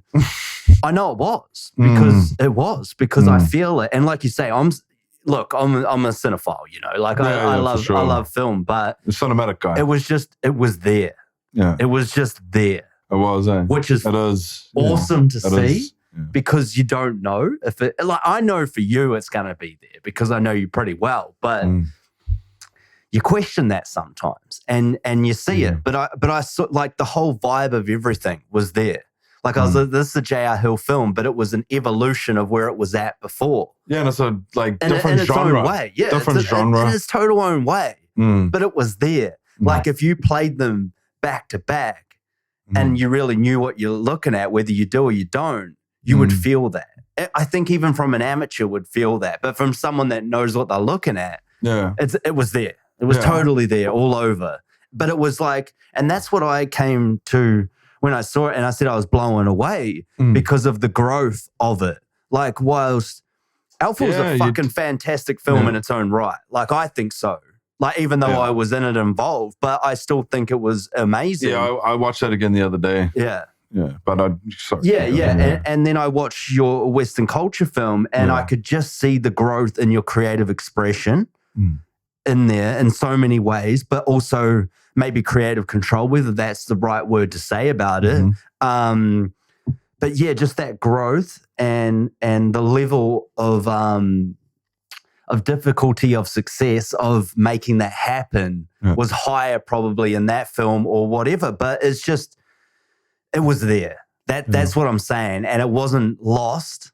The essence of everything was there in that film. And it was like, if you watched it back to back, they're completely the different films, but you would see it. Stylistically, the signature was all over it. Oh, and I'll fight for that. It was like in your face. Like, I'm just like, this is a J.R. Hill film. Like, Oh, and I'll always fight for that more now so than ever. And it's important. What you were saying before is when people get involved and they say what they say, which everybody would have been doing to Tarantino when he was making his films probably too, like telling him to do it this way until it's a success and like, oh, okay, maybe you knew what you're doing, which is what the sheep will say anyway, right? Like it's one of his interviews, he actually said he disagreed with Harvey Weinstein. And that was like, fuck, what film was that? Oh, I think it was Reservoir Dogs, so his first proper one. That I could see that. And he was, I think it was something about editing one of the most violent scenes so it was more distributable to a wider audience. Okay. And he was just like, oh, I see what you're saying, but no, this is my film, and like, if you don't want to distribute it how it is, then like, you know, I respect where you're coming from, but this is my movie and this is the way it's going to be. And he said, there's just like silence. He's like, okay, but I want to remember you that, I want you to remember that. I said this before. Miramax at the time was the name of their company, was the ones that let you have this creative freedom, you know. And I was just like, that was inspirational to me, because that's pretty cool. Because I've already had a couple of little run-ins like that. That's actually ended like professional relationships, you know. Yeah. Because it's like, which happens, and I'm like, they're all like, "Fuck you," you know. You're just the fucking kind of filmmaker is the vibe. I'm like, "Fuck you." This is like, I'm going to protect this like it's my baby. Yeah. You know, and that's not saying, because I'll always listen. Like there was a couple of things within Western culture in the finale that actually Talia came up with that was better, and we went with them. Oh, really? Oh, yeah. That she had an opinion on the way it was cut or what was shown? No, sorry, when we were shooting. Okay. Yeah, she had a couple of suggestions. For her character kind of thing, or for the whole thing. Yeah, okay. And they were awesome. That's interesting, yeah. Yeah, no, she's a bit of a genius, that one. Yeah. Yeah. Yeah, I haven't seen that out of her before. Like, artistically, she's a bit of a genius. Yeah. I should say. You know, I think. Yeah. I think. And, yeah, so... yeah, and then I was like kind of funny when we were talking about it afterwards. I was like joking. I was like, glad I thought of it. You know, for you to take that on though too, because you're like a bullhead in a china shop too with what you're trying to do. Well, you know, if it matters enough. Yeah. But then if something actually works, because I'll always listen. Yeah. It's like, no, fuck, you're right. Yeah. Most of the time, what people come up with is fucking dog shit. Yeah. But every now and then, like people can come up with some geniusness. You know. It does happen. I mean, you know, it's like I want things to look a certain way, but then it's like Jake comes up with something in this cinematographic sense. It's like, oh, geez, he's just like made it so much better than I could have like even fathomed, because that's his fucking world. Yeah. You know, it's like, oh my God, look what he's come up with. That's part of the creative collaboration, right? It's like, glad I thought of it. No. Yeah, so yeah, it was part of it. That's the beautiful thing about it, and that's what I love, and I know you've said it so many times on sets we've been on in the past. It's just that's a beautiful thing about filmmaking. Oh yeah, so I watched Alpha again. Yeah, right, it's a good film, man. Yeah, I really like that. We did well for our first one. I think so, all of us in that. Oh, bro, I was once again. And I was blown away when I Bro, you serious? Yeah. I was blown away when I watched it like. Again, you know, like watch the full thing of it, you know, after seeing rushes left, right, and center of when we stayed up and watched it. But yeah, and you're excellent in it too, bro. You're excellent in it. Like your role in that, like I gave you what I wanted you to. I gave you information on how I wanted you to play it, and you did it perfectly from what I wanted. You know, it's like, and yeah, like we. Actually, funnily enough, bro, we screened that in one of the test screenings. So one of the test screenings I did for Western Culture, we'd done 3. One of them I'd screened both Alpha and Western Culture. Yeah, right. Okay. Screen Alpha first. Yeah. And in that particular one, of the 11 people there, 3 of them liked Alpha better than Western Culture. Yeah. But doesn't that just show you, like, the difference in people's perspectives? Hell yeah. Especially with those films. And 2 of them are women. Yeah, right. Because Alpha's a very masculine film. Yeah, well, and that's something I probably wanted to talk to you about too. Was but let's keep going with that, and I'll bring it up after. But that is interesting, because I think Andrew actually told me that he was there for. He was there during that test screening. Yeah, okay, yeah. He was one of the guys. Yeah. Oh, that enjoyed Alpha, or like he was there for the test screening. He's just like, I was like, oh, we're having a test screening. He's like, can I come? I was like, oh yeah, bro. Like, so it was nice. There's a nice little fucking small cinema in my mate's apartment building, the Q1. It's beautiful. Yeah. You can seat about 13 people.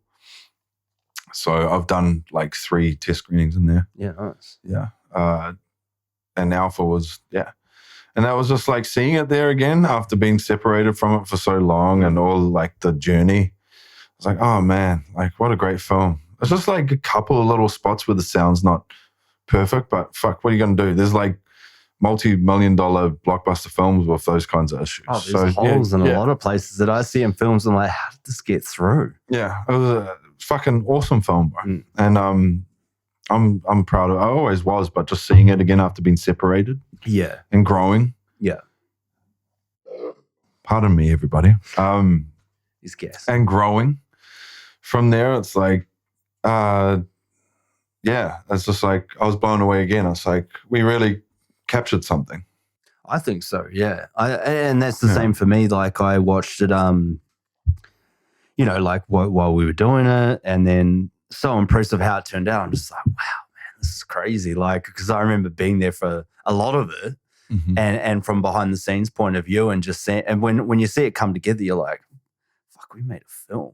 Like you do a lot of short films and web series and whatever else it is between then and your own big sets and stuff. But man, when you see something like that you get to be a part of for a lot of the way, like pre-production and just everything, man. And then and see it shot, and you like look on the little monitors and you're like, oh, well, this looks good in this scene. Like, and then you see it all chopped together. You're just like, wow, we made that. We should probably put the trailers for both Alpha and Western Culture and I'll put it in the links. Yeah.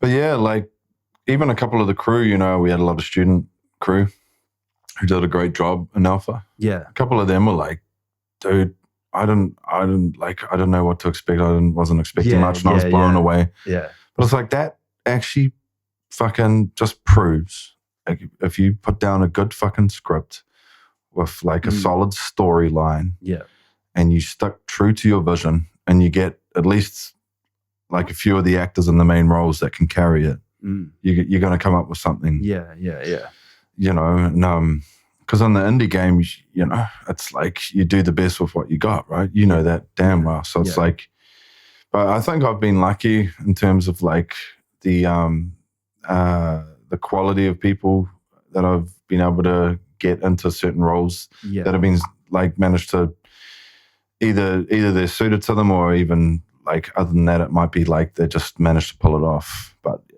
so I mean, obviously Jamie was suited to Gallo, right? Yeah, he was fantastic, bro. He was so good. Yeah, and it'd be good to see him again. Like I know we spoke about getting him. I got him on. Wanted to get him on the pod at one point. Get him on the pod. Well, we did. He's an interesting cat. We almost did it when he came here, but also he's very interested in the way that like it would be a real thing to get him on. You know what he's like. Like he's a different person. He calls me off camera, and he calls me every and what he wants to say, like what he wants to do. Oh yeah, he calls me every like fucking 2-3 months. Oh really? Yeah, I haven't spoken to him in ages, but yeah, he calls me. Yeah, and we'll just start getting into a conversation, then he'll have to go. Yeah, like that's what he said. But it's just like it's not. Like, I love the guy, Like it's the maturity of the mind, like not knowing where to place yourself and your attention at the time, and being able to appreciate the moment you're in. But he's an absolute stud on screen. Oh, he's fantastic, bro, and he's a good guy and a good natured guy, and like I wish him fucking all the best, man. Like he's a great guy. Doing pretty well. Yeah, I think so. No, he's doing good things. But yeah, I'd love to sit down with him and get him on like something like this. Whether you do it, like I know we spoke about it, but he's not really in Queensland that much. Like I don't. Even if you have to get me in there next time to rope him in, we do a 3-way. Do a 3-way pod, man. I think he'd probably be almost more inclined to do that. And I've got the other mics and the other setup ready to go with the same ones. Like Dan, I'm ready to do it. Dan, I want to do a 3-way with you and Jamie. You've always wanted it. But no, he's great like that. And yeah, man, that would be fun. That would be fantastic. But shit, I almost forgot. We want to do a 3-way with you, baby. Jamie, this is happening, whether you like it or not. You know what Jeremy's like. It's gonna happen. Yeah, man, and it's shit. So what were you wanting to get back to with Alpha? I don't know. We were getting somewhere with that, and then I lost track of what we were. I believe you said we'll get back to that. I said it was very masculine, and 2 of the 3. Oh, okay. Sorry. Yeah. Okay. Let's do that. Let's dive on that. Now, Western cultures. So, like, obviously, I know you love to write strong female characters anyway, and they have been strong female characters even if they're the supporting character in other films or what have you, right? Yeah. So the choice with Western culture to do 2 really, I guess it's not 2. There's a lot of when it comes to Western culture, there was. I mean, you've got your leads, right? But it's like almost like there was what I love about your style of filmmaking is there's different stories playing out within the real big story, right? 3-pronged attack. And yeah, always. And you've got A, B, and the C story, but they all obviously intertwine into the main story anyway. And in this retrospect of this, you chose for the A storyline to be 2 female leads, basically. So what was the thought process there? And like, how did that happen for you creatively and everything? So it was like, well, I mean, you remember that award-winning short film we did? The first thing we worked on together, that was the first Righteous film we Hustle. ever did. Yeah. Female lead on that, but it's like she was used her sexuality as a weapon as much as the weapon she actually killed people with. Yeah. And actually the funny thing is I'm going to fix up the sound on that too. There's a few things I've got to get done before baby comes. But Righteous Hustle, for those of you who want to look it up. It's up on YouTube. We will. We'll put the films in there for people. The sound's not perfect on that. I'm going to redo it, but it's worth a watch. It's a one-shot film. 5 minutes long. Project one shot short film for a festival. And it won Best Actress. Yeah. So Best Supporting Actress. Dan was fucking. You were phenomenal. Like from there, I was like, I'm going to keep working with this guy. You were great in that. Thanks. That was cool. That was fun. That was so really much fun. That was really fun doing that one, man. Especially, I loved acting with Jada in it because we were like essentially in it for like 30% at the start, right, of the film, and then it came into what it did when you were in there with the samurai sword. And man, it was so good, bro. It was so fun. The same one that was in Kill Bill. Yeah. Same samurai sword that was in Kill Bill. Yeah, right. Okay. Yeah, same prototype. Yeah. So yeah, it was like, so many short films. Alpha. My first our first feature. Just seeing like how many incredible actresses, female actors there are in Southeast Queensland. Yeah, like you've always said that. Yeah, yeah. So it's like I had to go there. Yeah. I had to go. It would have been silly not to. It's like for every stud you get, you might get 10, 20 beautiful female, like female equivalent of stud. What would you call that? Female studs. Yeah. Or goddess. Goddess. Yeah. Let's go with goddess. I like goddess. So, yeah, bro. So it was like, just with that, it's like, well, let's go where the bread is. Let's go where all the resources. Yeah. And it's on a time as well where it's like, I'm not a woke dude. Like I've always loved diversity in my films. Definitely. You've always pushed that, yeah. Whether it's on the crew or on screen as well. I'm a diverse guy anyway. My mum's half black, It's like, and even my European heritage is quite ridiculous. Like we've actually found out we've got more Viking in us than we thought. Like as well as the Norwegian and Danish, we've got Finnish and Swedish. Yeah, right, okay. Yeah, so to go with the Māori and other bits and pieces. You always joke about the Viking genes. Yeah, used to like a lot. Yeah. So there's more of them there than we thought. Yeah. Like and more diversity there. Okay. Like even though it's just, but it's like, yeah, the way I grew up as well in a melting pot of diverse cultures, which was beautiful. So I've always been that way. It's like, I'm not going to conform to anything. I'm going to do films a certain way. And the funny thing is, bro, like with this film, like the polarity of views between people that are radical lefties or radical, the opposite end of left righties, you got the radical left socialists and you got like right-wing conspiratorial people. They're both actually like starting to sound the same to me about like the ones that have actually given me feedback on my art. And that's funny because I like that stuff. It's like, you do you with your perspective, man. And the reason art is there is for everybody's perspective, like, and interpretation. Yeah. But the funny thing is, it's like I'm always a certain way and I do things a certain way with this. I don't conform to any social, what would you say?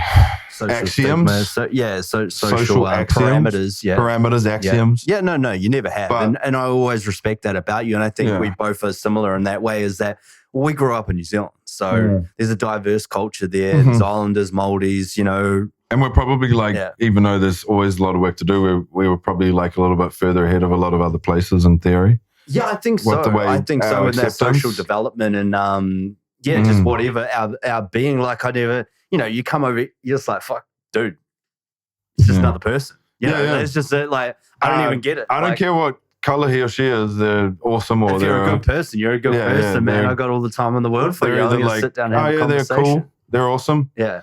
Or they're a piece of shit. I don't give a fuck where they're from. But like, I mean, I give a fuck that if where someone's from is important to them. It's like, be true to your culture. Yeah, good for you. Sure. Yeah, good for you, that. young king or young queen. But so it was always like, it was me going to where the bread was at. Because, bro, like, I think for the supporting role that Tara got in Alpha, I think we had like 200 and something applicants. And then like 40 of them were just beasts. And all, like, most of them were excellent. Like the studs for Jamie's role. Yeah. Studs for Jamie's role, we had like 30 something. And then it's like, there's only a few of them that were worth consideration in terms of suitability to the role.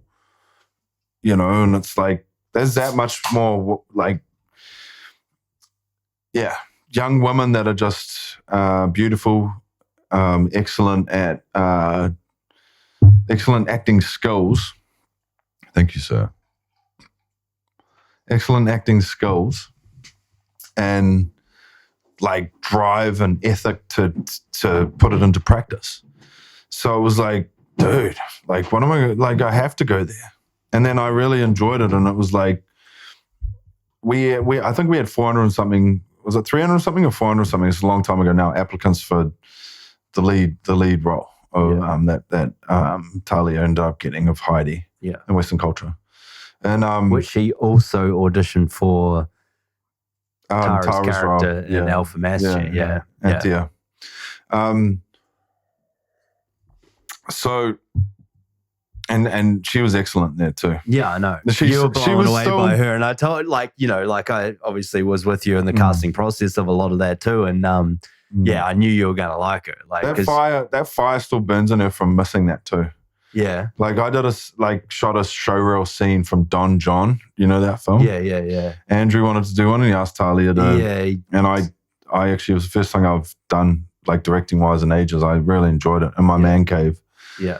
Andrew and because it kind of looks like a bar, because there's a bar in it, and neon lights and shit. Even though it's like there's a whole nerd section where my computers and fucking books are and that. But yeah, like, so they sat there and they did that Don John scene, and they were excellent because they just two of the best I've ever worked with. Those two. Yeah. But yeah, afterwards we had a couple of drinks, you know, and she was still like, that was still burning there for her. She wanted that, and she knew she was probably like skill-wise maybe the best for it. But it was like, and that's the, not a problem, but like, that's the thing about auditioning and getting roles. It's like sometimes you might have done everything you could have done and been the best you could have been, and even maybe being the best skill-wise for that. But someone sees someone else as like more suited to the role. Yeah. That's making the decisions. Yeah. What can you do? It's the roughest part of the whole casting process of this whole industry. Yeah.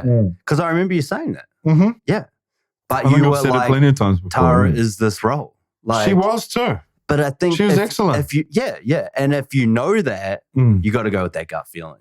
You have like to. that's the cut because you've got so much to choose from in that casting process that you're like, you could go, oh, I don't know what I'm going to go. Oh, what do you think? What do you think? At the end of the day, you're like, I kind of know, but I'm just like, I can't believe it, but I kind of know. Yeah, and then you got to go with that. And when Talia came in to audition for like Heidi, bro, there was no other person that could have stood up to what she was fucking swinging. She was swinging for the fences with all the skill in the world, and she owned it, and she was fantastic. And I'm actually writing a film specifically for her now, which is and I've spoken to her about, and she's fucking keen as mustard. I won't go too much into it because it's early days, but she's a fucking hell of a fucking performer, bro. Like hell of a fucking actor, female actor. Yeah, she's the most professional actress that I've worked with or that I recommend. She's incredible. She's incredible because I know she'll turn up and do a fucking great job. She loves it, bro. She loves it, and she's one of the best at it. Yeah. So she was the last one standing after 400 odd or 300 odd applicants. Yeah. For this, and it was a lot, and a lot of good ones too. A lot of good ones too, bro, and great, and a lot of great ones too. But she was the greatest, and she fucking, as you, bro, tell us what you thought of her as the lead. Yeah, she was fantastic, man. It's like that's the thing, but that's also the thing about your film. That I mean, we haven't even delved into. We've barely scraped the surface of the film of what I thought of it and what I looked at in the characters. I mean, she was fantastic. But it's like, and especially in that the last act of the film, where she kind of came into her own and like owned her own right of, the whole story, which came to fruition, if you know what I'm saying. But it's like everyone in that film played their part. And that's what I said to you. You asked me when we were drinking and we went to the cricket, like, who was your favorite? And I was like, I don't know what to tell you, man. I got like 8. Yeah. Because I loved You're like, I got so many favorites. Yeah, because I loved what everyone brought to the film, and I can appreciate what everyone did for the film and for the overall scope of, sure, she's the lead, and like Layla's like kind of second lead or whatever you want to call of that. But then again, Daniel De Jong was like, his character was kind of like a lead in his own right. Everyone's doing their own story and on their own journey to contribute to that main part of the story, right? The whole story and what it's trying to tell. And I loved pretty much everybody in it that did their job, did their job of what they had to do to make the best part of the film, to make, without saying whatever, make her look good, as the main character. But she was fantastic. I mean, she's a fantastic dramatic actor, and there was so much drama in that, and then she like owned it in the end, you know what I'm saying? And it was quite a violent end, to say the least, with everything. You knew what it was going to be. Yeah, I did. Something was going to happen. For it. And I said one of my favorite shots was when De Jong executes one of the priests, which we're giving away little bits here, but we've barely, there's this shot in it where he executes a corrupt priest that did very bad things. Obviously, you don't see those bad things that was talked about. Implied, it's a fantastic shot. I love that shot. I love that shot. The one of the guy running away when he just fucking shoots him with a Desert Eagle? I like the one where he blows them away straight, point blank. That's my favorite shot. No, I don't know. All of them are good. Apples and oranges. I really like that Apples one. And oranges, that one was just like so to the core of his story, and the whole story almost encapsulated at that point in time. Yeah. Was just like, oosh. It's great. And she's fantastic, man. And but that's what I mean. Like everybody, like you said to me, like, what's your favorite? Everybody has this favorite of this and this and this, and it's like Victor blew me away because I know Victor personally as my friend. You had me at Victor blew me. Yeah. Ooh. I hadn't seen him act too much before. And so that blew me away. And even because you know what Vic's like, he's very humble in his approach. And I said to him, you wouldn't think it. I know. I said to him, I was like, bro, that I was blown away by your performance. I loved it, man. And he's just like, oh, that comes naturally to me. I play those kind of characters all the time. This is through Messenger, but I know his accent and what he's going to do. You know his vibe. It's the vibe of what he does. And I was just like, shut up, motherfucker, and take my compliment. Like, dude, you're fucking great, man. Like, come on. And but I get it though. I love how he's like that too. I'm only joking. He knows that. But yeah. No, I loved what he did with it, and him and Andrew's camaraderie through it. And actually, there's a lot I want to talk about that. And so, whether you want to go down that road or not, we can do that. But so the vibe of the film of they were corrupt police officers in the whole grand scheme of things in this in this film, and Victor's the main kind of lead in this scenario where Andrew follows wherever he leads. Yeah, and Andrew follows wherever he leads. But he did a fantastic job in that right of following Victor and whatever he wants, and made it his own. Where did all that come? This is getting away from the performance side of things, but where did that all come from for you? Because I know you spoke when you previously came on the podcast about the dark themes of this film, right? Yeah. And the whole there's like an Illuminati-esque aspect of like the elites, the higher ups, which I appreciate, which I also kind of have similarities in my film. Not really like that, but I understand where you're coming from. And in my world of cinematic universe too, totally fucking love that and understand it. And I have those aspects in it because let's face it, this is the world we live in too. Of like the adrenochrome, which that's a new word and I never knew it beforehand. But and I don't know how deep you want to go on talking about that. Yeah. Cool. We're going deep with Dan good. Let's do it. The drinking blood is adrenochrome, right? And that whole aspect of things, like where did that come from for you and why did you feel like that was necessary to put that? Because I know it's been a thing in ancient times of all that. 100%. So I figured that's where it came from. But well, yes, I mean, because it's pretty far-fetched and wayward to want to put that in a film, right? Yeah, but it's a ballsy move. Yeah. Like, so, it's funny actually. I was saying before, like you far left socialists, which will accuse me of being a right winger, and you're far right conspiratorialists that will accuse me of being a woke lefty. Whereas, like, I'm probably somewhere in the middle, right? Like, so, like, to be honest, I'm, very liberal and left-leaning on some things and very conservative on other things. Yeah.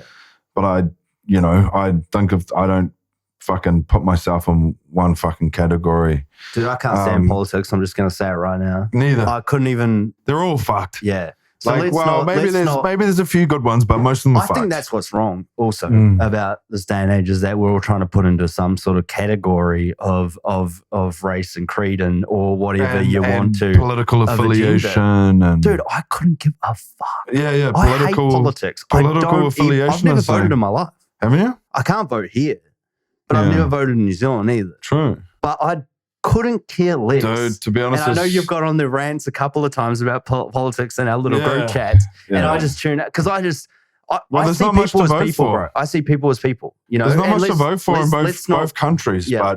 But anyway. Let's stick to that. Yeah, what we were talking about. So, obviously, like, in the ancient times, there's no, like, it's, like there's literally cave drawings of what they did and historical accounts, depictions of what happened in Aztec times. Yeah. They would sacrifice people like in front of everyone in town and eat their hearts and drink their blood. Okay, yeah. And it's adrenalized blood and it gives them a high. Yeah. So this a bro of mine who's very I worked with him, fucking conspiratorial as fuck. He's one of the ones that actually was calling me a woke fuck. Fairly wrong then if that's the way he's going. But yeah. Which I'm not. Whatever. I don't give a fuck what people think about me. That's their business. Yeah. I'm just going to be a real motherfucker. But the whole adrenochrome fucking conspiracy theory, which how the fuck do we know how much truth there is to it? There probably could be maybe there isn't. Who the fuck knows, right? Like, but it's like the adrenalized blood of scared people that get sacrificed. Okay, yeah, so the like adrenalized. So you scare them and you fucking cut them and supposedly that blood is sacred because they have that feeling running through them. It is that. Like in Polynesian cultures, we do it to animals. It's a dominant thing. Well, you drink their adrenalized blood and it gives you a high. Okay. But apparently the purest high is, according to the conspiracy theories I heard about, which I'm not even going to go into because it's like, how the fuck would we even know? Yeah. Like there's not enough evidence to deny or support either way. Whatever. But like apparently, according to that, the purest kind is from young women and young children. So it's when I heard about that, it was just like, I've got to go there. I've got to put that in a film because it's almost like, and the funny thing is, like, I just, like caught up in elite circles because I know so many elite people are corrupt. Most of that's provable is just what they do in terms of like fucking with the economy, whatever. But it's like, let's be honest, there's dirty people in elite circles, whether it be politicians or whoever. Like, so that's kind of like the crime drama we went on, which was like so many crime dramas. It's like most crime dramas, it's an elite institution that is corrupt. Yeah. Like so many of them. The ones I was like into anyway that I got inspiration from, AKA like Chinatown, what I spoke about that film last time on the podcast. So it was like, well, let's go down that route. Let's come up with a fictional universe where like elite people are that dirty. Like they're actually drinking like, and then we know like, because there's an element of what happened in the film as well, then they're into all kinds of shit, trafficking drugs, trafficking like kids, trafficking people. So that came into it as well, because we know that happens. So it was like, it's not that far-fetched. And like, but yeah, the conspiratorial view was that like so many of the elite people in elite circles were taking adrenalized blood. So it was like, fuck, that's so fucking interesting to put that in a film. Yeah. But it was like, the film itself went in the direction it went in, like, that it wasn't pertaining to any, like, it wasn't like a slave to any one idea. Like, but that was one thing I just found really interesting. Yeah. In the early conception of this crime drama. So it was like, yeah, put it in there, man. And it makes for a hell of a fucking thing on screen. Yeah, no, it was. And I wasn't expecting it. Although I knew there was dark elements to the film, and we'd spoken about that before. But what was it for? Like, I mean, no, I understand. Okay, well, I was going to say, what was it for the cops to be in on that? But I understand because there was a lot more at play in the whole grand scheme of things. Most of the cops were good, right? The protagonists are cops too. Yes, the detectives. Yes, sorry, the so bad it was guys more of that element. They were cops that was like Agent Delacroix. So agent's higher than detective. Yeah. Agent Delacroix, he was like whatever the equivalent of Illuminati or whatever is, connected. And then Agent Phillips was like his fuck boy, who was just wanting to ride his coattails into the elite circle, the evil elite circles. Definitely. So, and I mean, I don't think there's any denying that there would be a sector of the elite circles that are corrupt. I mean, we're seeing corrupt shit. So it's that's like how they get into the elite circles. Some of them, yeah. Like, I mean, geez. Do you know what freaked me out about all that? Yeah. Was when they were doing that scene, they both had their shirts off. Yeah. You thought it was going gay? I was freaking the fuck out that I was going to see my two friends get real gay. And I don't mind getting gay, but I was freaking the fuck out that they were going to get gay in this film. You know what the funny thing was? There's an the way I came up, no. Knowing J.R. Hill, I thought there might have been. I wish. No, like, I just remember, like, during my university days, like, and, like my younger days, me and my mate, like, his sister would turn up and me and him would be just like chilling in his, like he had like this little fucking contained unit out the back of his dad's house. Yeah, like sleep out or whatever, yeah. Yeah, and she had like a conjoined room. So it's like you share the kitchen and the front door. Yeah. Like it's a beautiful property there in Te Atatu, West Auckland.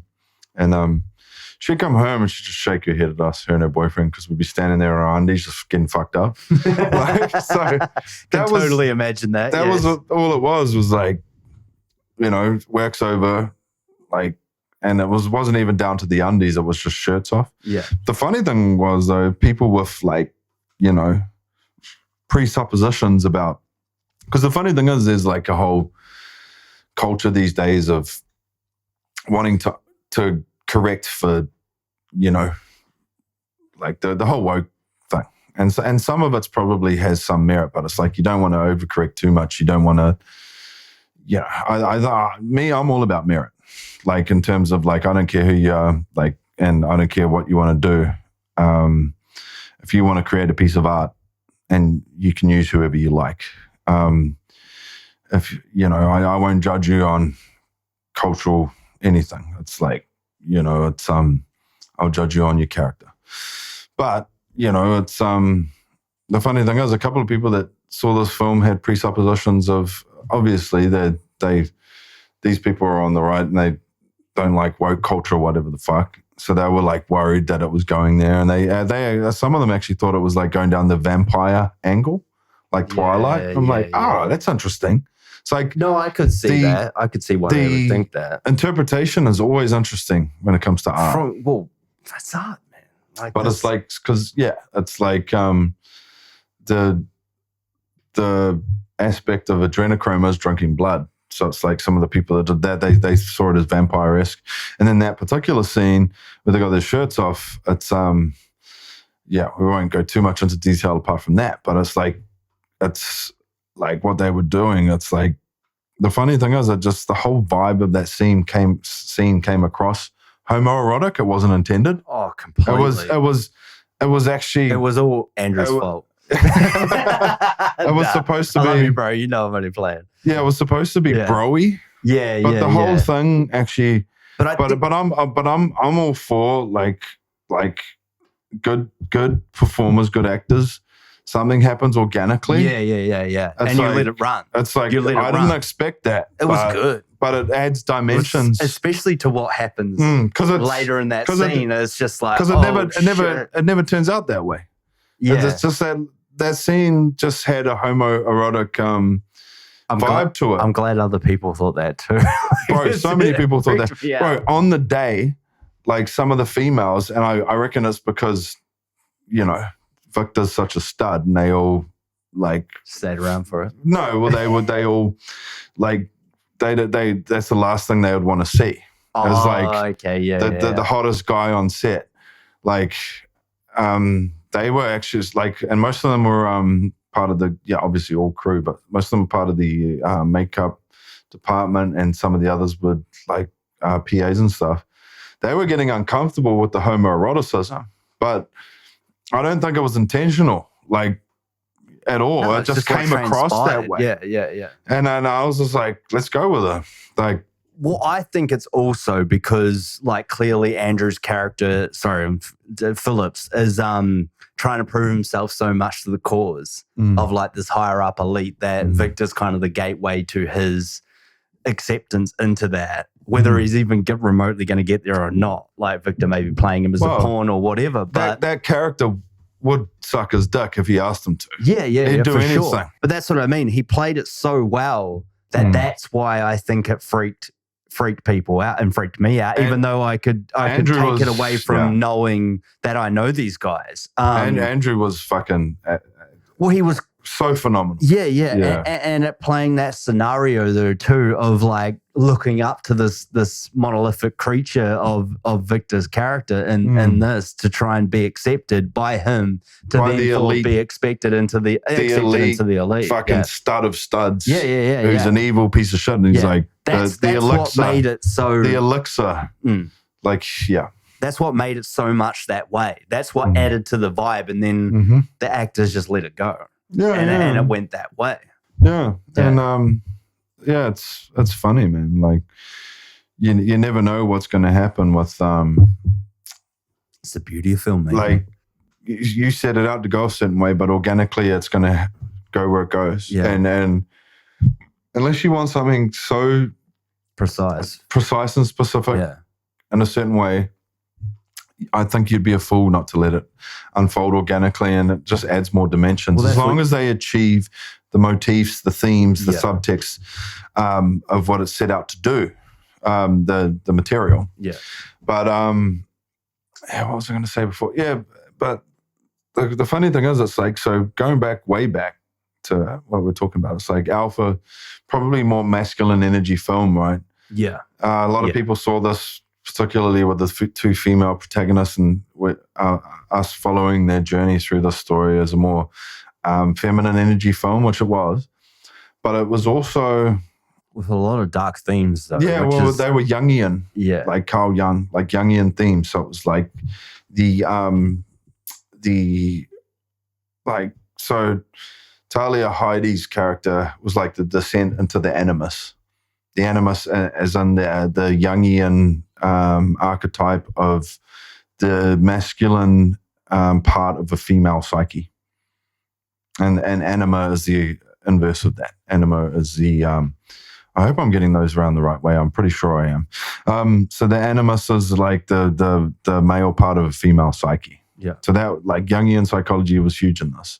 So it was like almost her descent into the world of the story, as in almost like a happy-go-lucky female with the road of trials, and then she slowly had to, in order to succeed, like in order to win, to overcome the obstacles, she had to embrace her shadow, which, like, as a Jungian kind of philosophy as well, not only a shadow, and to let some of the evil in order to be able to fight the evil, but also to embrace her animus, the masculine part of her female psyche, which in turn was a loss of innocence story. Loss of innocence and we won't give too much away, right, about what happens in the end, but she has to get down and fight.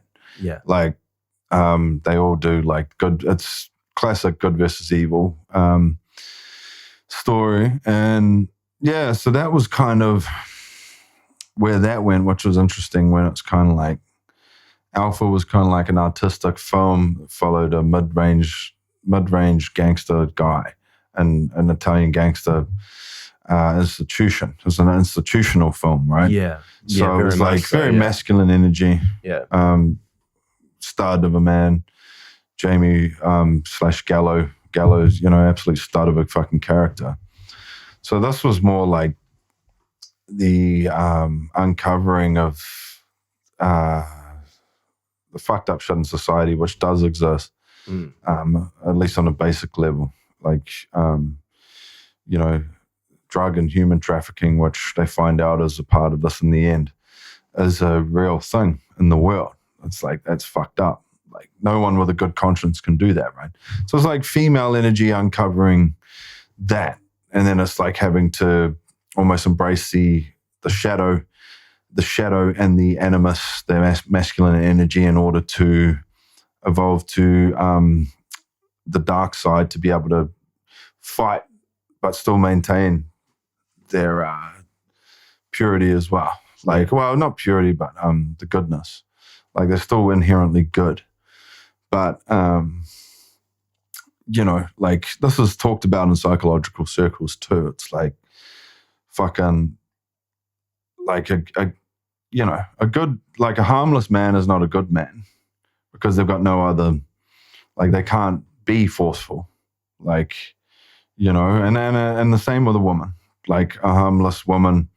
But, women, like, let's be honest, and there's some women out there that are absolute beasts, and a man couldn't sleep on them. But it's like, in terms of, like, a woman could still kill a man easy. Like, they just have to be more smart about it, because a man has certain physical advantages. But, where was I going with that? So it's like, where was I going with that? So it's like, yeah, they have to. Fuck, I lost my train of thought. That's right. Because, but what I will say about that is, like, whilst we're talking about female leads and everything, there was a masculine approach to Layla's character, which was the support. Yeah. Let me get back in there. My bad. Got the train of thought back. I got you. So it's like a harmless person is not a good person. A good person is actually someone that's capable of like defending their family or themselves, like capable of inflicting like retribution, capable of inflicting violence, but they choose to be good. Yeah. Because if you're harmless, what other fucking choice do you have? They know what's within them and what they can do or what they will do. So, like, what other choice do you have? It's like, me, bro. It's the classic good versus evil, right? Yeah. Like, of succumbing to those temptations or those feelings. Yeah, bro. Exactly. And then it's like, so what these characters, mostly Heidi, but also Jackie as well, they have to actually descend into the darkness. They actually have to embrace the violent part of their psyche that they do have to defeat evil. Yeah. So and that's the thing. It's like in psychological and Jungian circles too. It's like they say you can't stare into the well of evil without some of it rubbing off on you. Of course, yeah. You know, so it's like it is that. It's a loss of innocence story. But then if you also look at it, it's like, you know, Alpha was an institutional story. This is actually like a story of a superhero evolving. If you think about it. Yeah. That's it. But it's guys, check it out. When it's it'll be out gonna go to where it goes, and it's gonna be out there for everyone to see. Yeah. At the very least, it'll get on the networks. Yeah. Like probably Netflix Australia or something. But whatever. Like Stan, I don't know. Like, but you know, I'm hoping to get into the Gold Coast Film Festival, and I'm hoping to get a cinematic release and then go from there. So, but it'll be out there though. Yeah.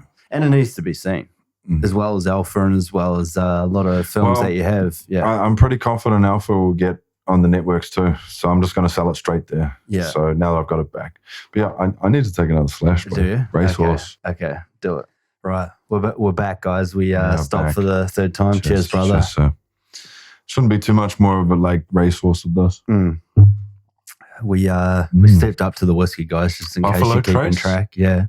Buffalo Trace is a beautiful thing. That's and nice. you know what happened? Last time we did the podcast, we almost did a bottle of Buffalo Trace. Was that Buffalo Trace that time? Yeah, that's what we did. Yeah, we smashed that. So smooth. Yeah, we did smash it. That is so There was well over 3/4. We basically did the bottle. Oh, bro, and then we went out afterwards last time. Oh, yeah, we did. That was funny. That was funny, actually. My wife was going to pick me up. Yeah, she was up here for an event or something, right? She had a job that went late. Yeah. And then because we went over to like the other side of the city, she was just like, fuck that. I ended up just staying at yours there. Which conveniently worked out in the overall grand scheme of things. I should have just bought my fucking truck up, man. Yeah. Because I had to go to I don't know. an event in Brisbane the next day. You Ubered up or something, right? Like, Train. Yeah. You Ubered up, you trained back, I think.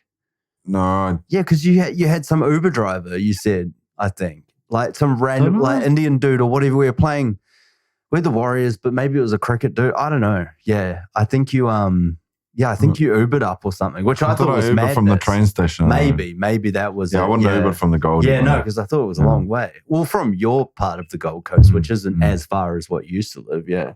Yeah, that's still north side here. So. Yeah, this is still north, but where I was before we recorded it. Danimal here he's a Brisbaneite these days, and I'm a Gold Coaster. Yeah. Do you like Brisbane? Yeah, I like it, man. It's growing on me a little bit because I got to be, with my job, I'm working from home now majority of the time. Yeah. But Thursdays is like corporate day. So it was like, I got to come up and be in the city in Brisbane. Really? Shell QGC have got an office in Brisbane City. Yeah. That's so funny, bro. The technology these days, we've got like in boardrooms, it's like a camera that like you tune it in and it just faces you. And you tune into like, boardroom meetings of people in other boardrooms, other cities in the world or wherever. Everyone can tune into these important meetings. Yeah. And it's so funny because you can see like the room you're in or yourself if you tune in. And it's like, here I am in a boardroom and I just see all these like normal looking people and there's a silverback gorilla sitting there. It's like, hey, that's me. Are you in a singlet too? No. And a nice dress shirt. Oh, I was going to say that'd be awesome. Yeah. So it's, in that world, I definitely look exotic for sure. So it's funny. Yeah. But it's, yeah, it's for sure. You break those stereotypes, right? I would say. But yeah, no, it's good. Jesus, some smart people. Yeah. There's ones that aren't as much as you'd think, but there's ones that are really smart. You know what I mean? Like but that's everywhere. Like there's always a mixture. Yeah. So, Jesus, some people that are just like, that's cool, man. You learn from people like that. Yeah, like, from different walks of life, Like well, and ones that are high performing and smart. Yeah, okay. Like hanging around intelligent people, Yeah. Yeah. Yeah, I can't say I do that too often.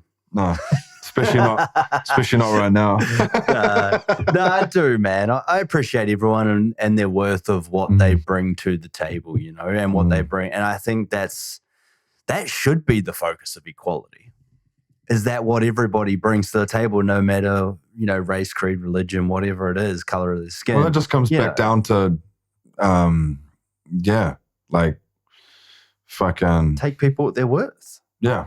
And respect what they're going to say. If you hear them out, don't judge them straight away. Like it's I can't believe it, man. I just don't fathom where we're at today with all the things we're at. Like it's fantastic in a lot of in the retrospect of a lot of genres and technological advancements and what we're trying to do. Yeah, but we're trying fundamentally, trying to virtue signal and overcorrect on some issues. Oh, some of that shit's terrible though, the woke stuff. But yeah. We're trying to overcorrect on some issues and virtue signal too much. It's just like, just get on with it. Or take a look at yourself, man. Give everybody equal opportunities. Yeah. Opportunities. Yeah. The operative word. And hard work should be rewarded. Like those who put it in, like you shouldn't be, don't feel so fucking entitled by things. Like get out there and get after it, man. Like it's like, oh yeah. Yeah, I don't understand. Like, no, you are not owed anything. Apart from your time in the sun. Like your space. Like I respect you for you and I will listen to you and I'll put away all preconceptions and because that doesn't matter to me. Clearly it matters to a lot of other people and they won't even give you a time, the time to even explain your worth or be involved in things. But it's like, take earnest and take ownership. Ownership of your moment in the sun. Accountability. Like, accountability. But just do the work. And it should prevail. It shouldn't matter what color of your skin is or whatever you believe. We all fucking grow, man. Like, it's like, stop judging people on their past actions because you and I have probably done some silly shit in the past, Yeah. But we're good people and we're good to the people around us and we give everybody opportunity, Well, that's the thing I was going to say. People deserve freedom as long as they're not a piece of shit. Yeah. That's what everyone should be entitled to. Yeah. People should be entitled to freedom and to, basic levels of respect. But the rest is up to you. Yeah. Take your time to earn what you do, but just go about it and respect it. Respect other people's time and you should be good. Yeah. You should be happy with what you achieve. It's a tough thing, man, this life that we navigate though. Like it really is. It's like, we'll bring it back full circle into the first part of this conversation. Because let's face it, we just started the third in the first break. 3 hours. We're going for 3 here, guys. 3 hours. Is that I said about setting the goals, at the end of the year and all the things I achieved and everything like that. And I got pretty down on myself because I spiraled a little bit. What do you mean spiral? And I'll tell you. It's where I started to explain is that like I had a lot of growth through the 8 weeks that I did in this certain acting course, right? And I learned a lot of things and got back out there and started swinging for the fences. And initially I was worried about learning the lines and all the stuff that we said before, and that can hold you back as an actor, clearly, right? And I really learned to let go a lot, let go of that mindset of do I know the lines and reaching for it. If you speak to a lot of actors, they'll have this fear. They'll know this, you know, like they'll be like, oh shit, you know, like you're thinking about the lines in the scene, you're like, oh shit, I'm out of the scene, I'm out of the character. Do you know what I mean? Like as you go through the journey of you as an actor and growing, is that you have these things happen and you won't even see it on camera sometimes. And the camera doesn't lie, I will say that. But sometimes like you express these things in class like, we didn't see that. I'm like, you have no idea what was boiling up inside of me, you know, what was going on, but it adds to the character, right? It adds to the scene a lot of the times. And you be honest about your feedback. I think that's what you get the most out of the class. You be honest in your feedback, and then they say what they say, and the other people that are watching, and then you grow within the circumstance, right? Right. And so I really learned to let go and stop worrying about blowing the lines and stuff like that. You know what that probably was too? You've let down some of your ego, which we all have. Yeah. Which we all have to do. Yeah. Like the ego, like that's something we all got to wrestle with. Yeah. And I mean, some of it's important, but a lot of it's like redundant, you know? Some of it's necessary, a lot of it ain't. Yeah, necessary to survival, but some of it is just so your own construction of the circumstance. And when you're operating on it too much, other than just the merit of your own hard work, knowing, you know, it's like, fuck, I've learned these lines, man. I've learned these lines. I'm going to give it a good fucking shot. And I'm going to be the best actor I can be. It's like, leave it all out there on the field.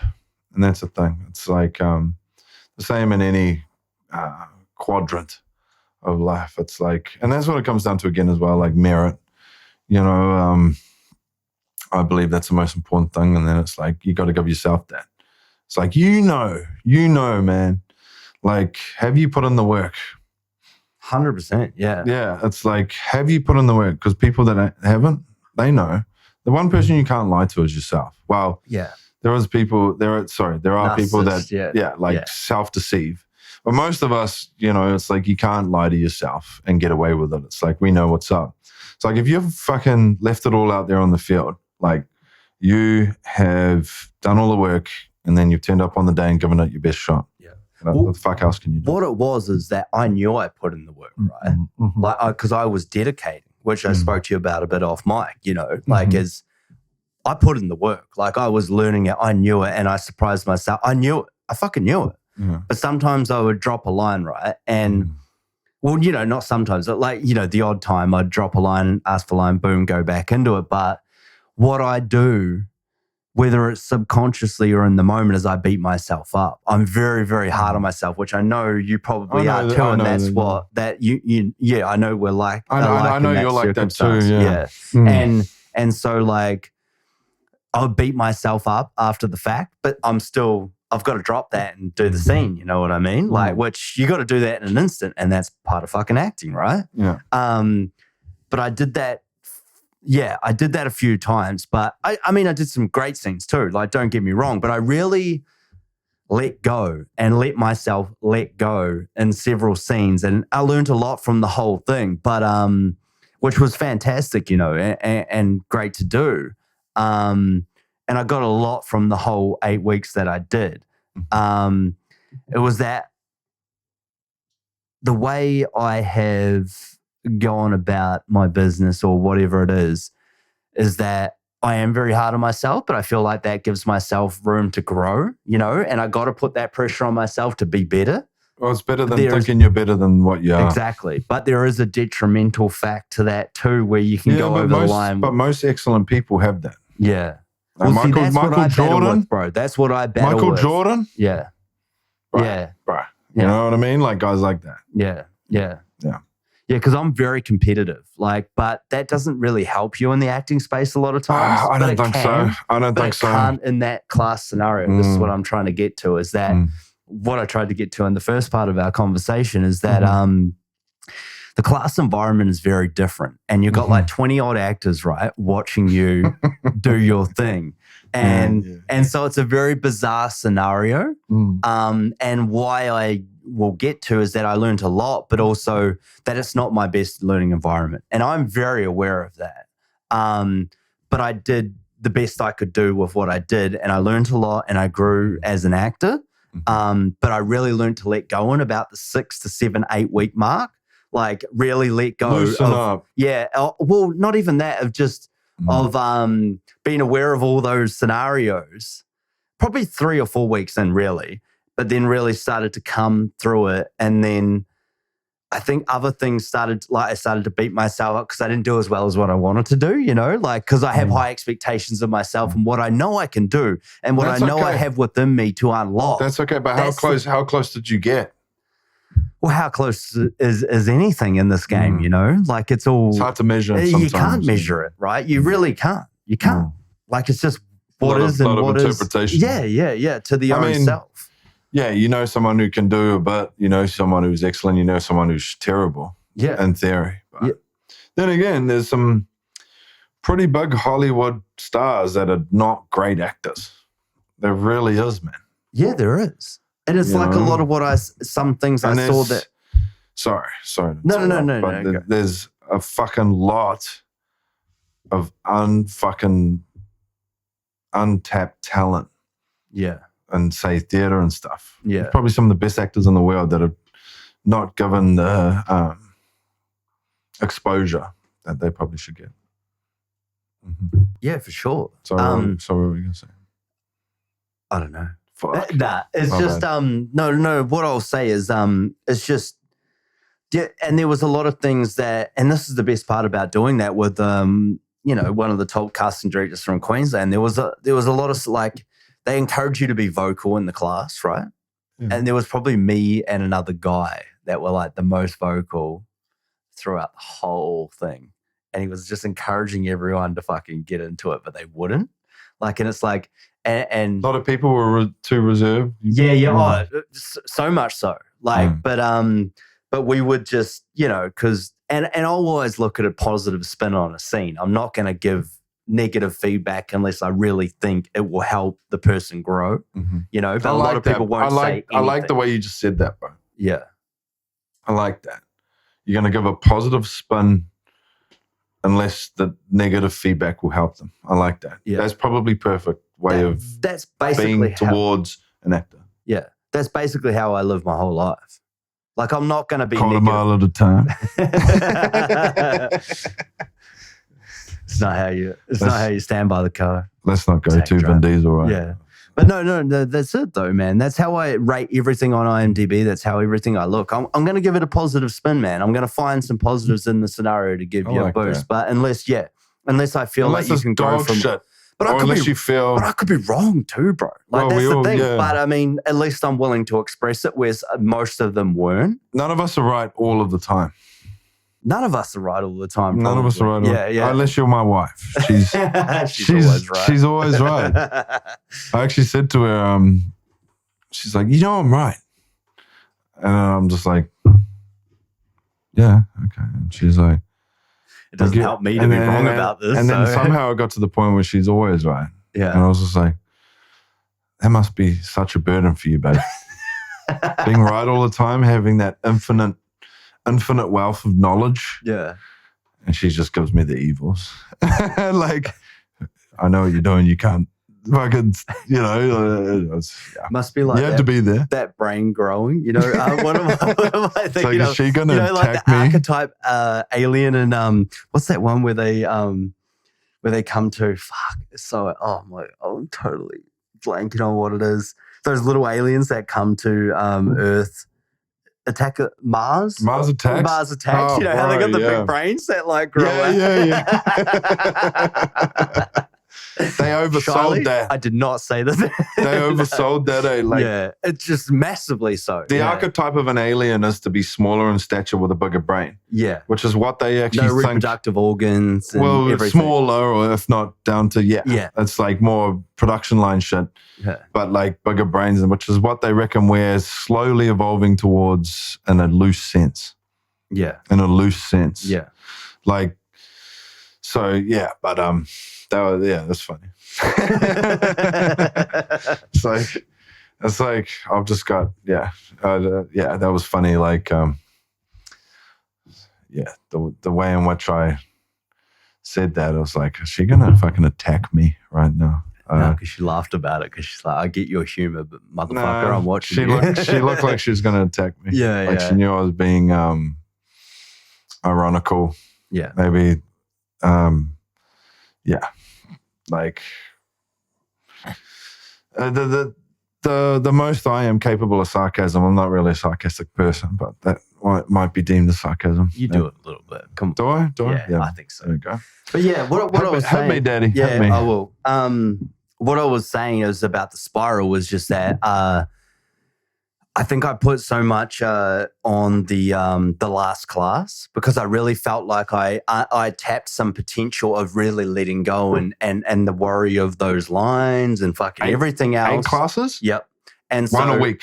Yep. Yep. And everybody goes up and does a scene, couple of takes, whatever, and then you can say your piece on it.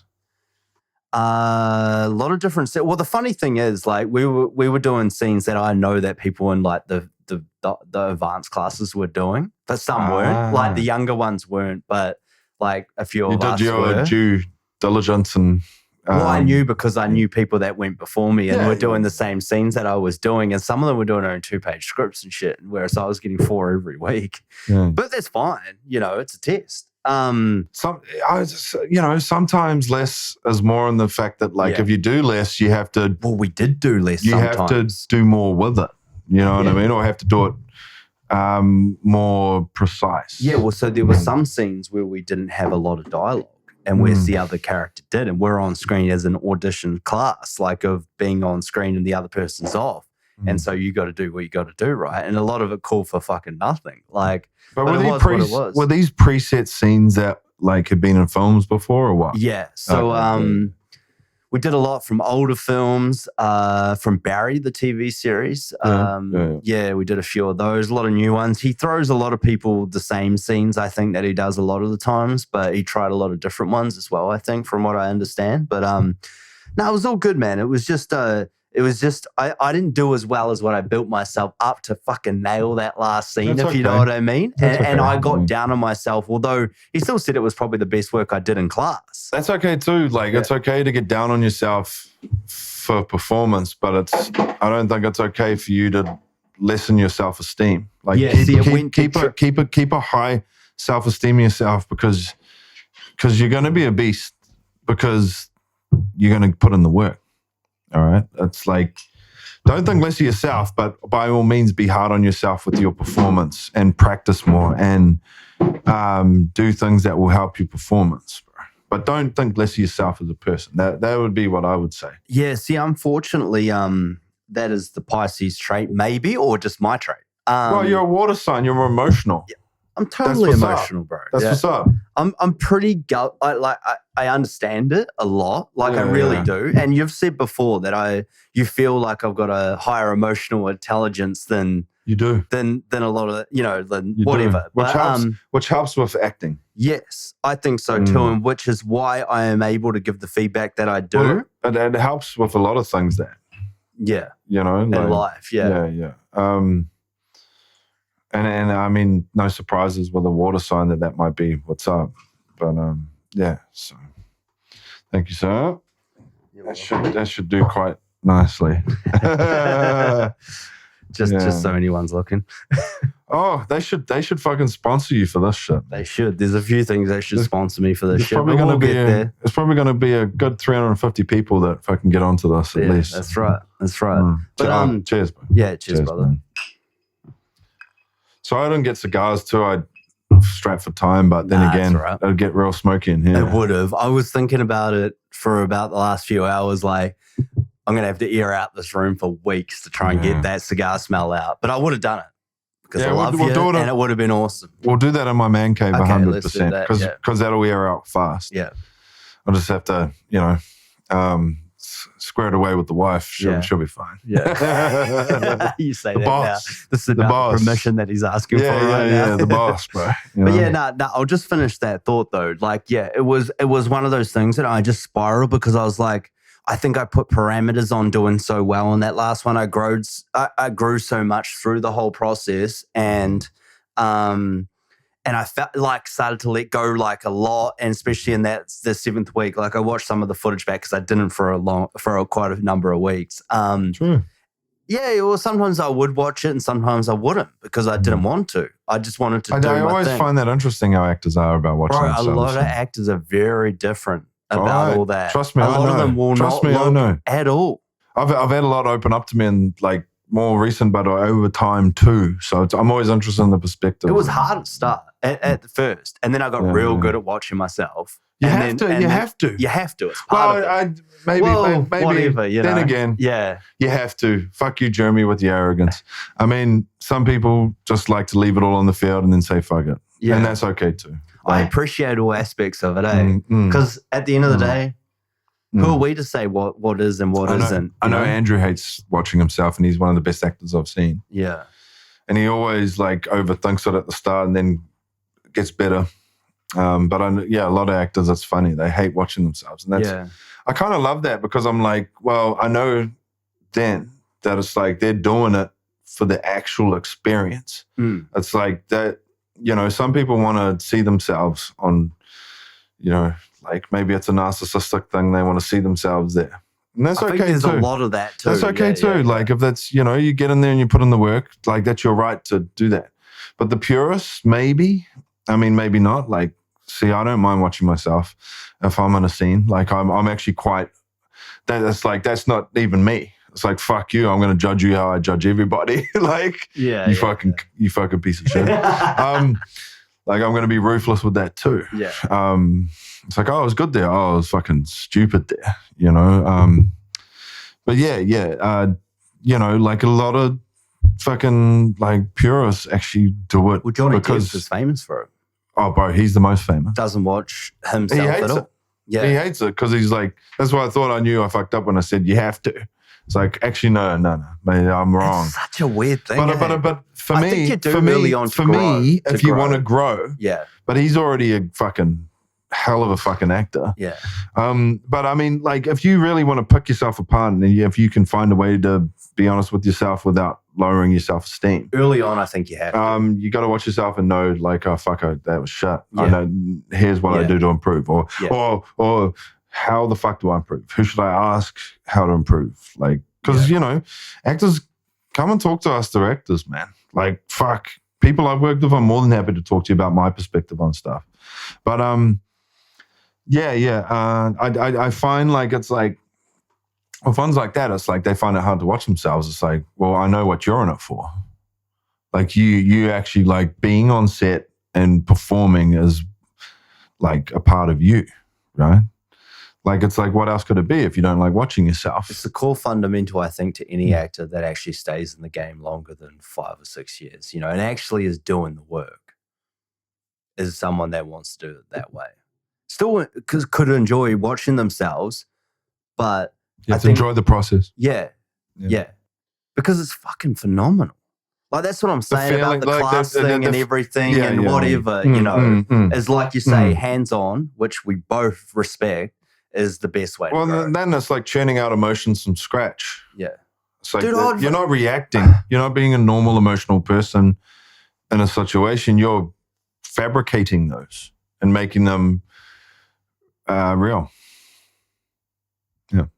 Yeah, it's just... I should say truthful more than real. Truthful. Yeah, it's But I also think that people don't want to watch themselves. Some people early on too is like they've got other issues, like that they just don't want to confront that right now, maybe too. Because I know people early in the game that don't want to watch themselves, and they probably did a good job. I don't know. I've had a couple people on this podcast that don't want to watch themselves. Yeah. That have done some things. Yeah. That won't.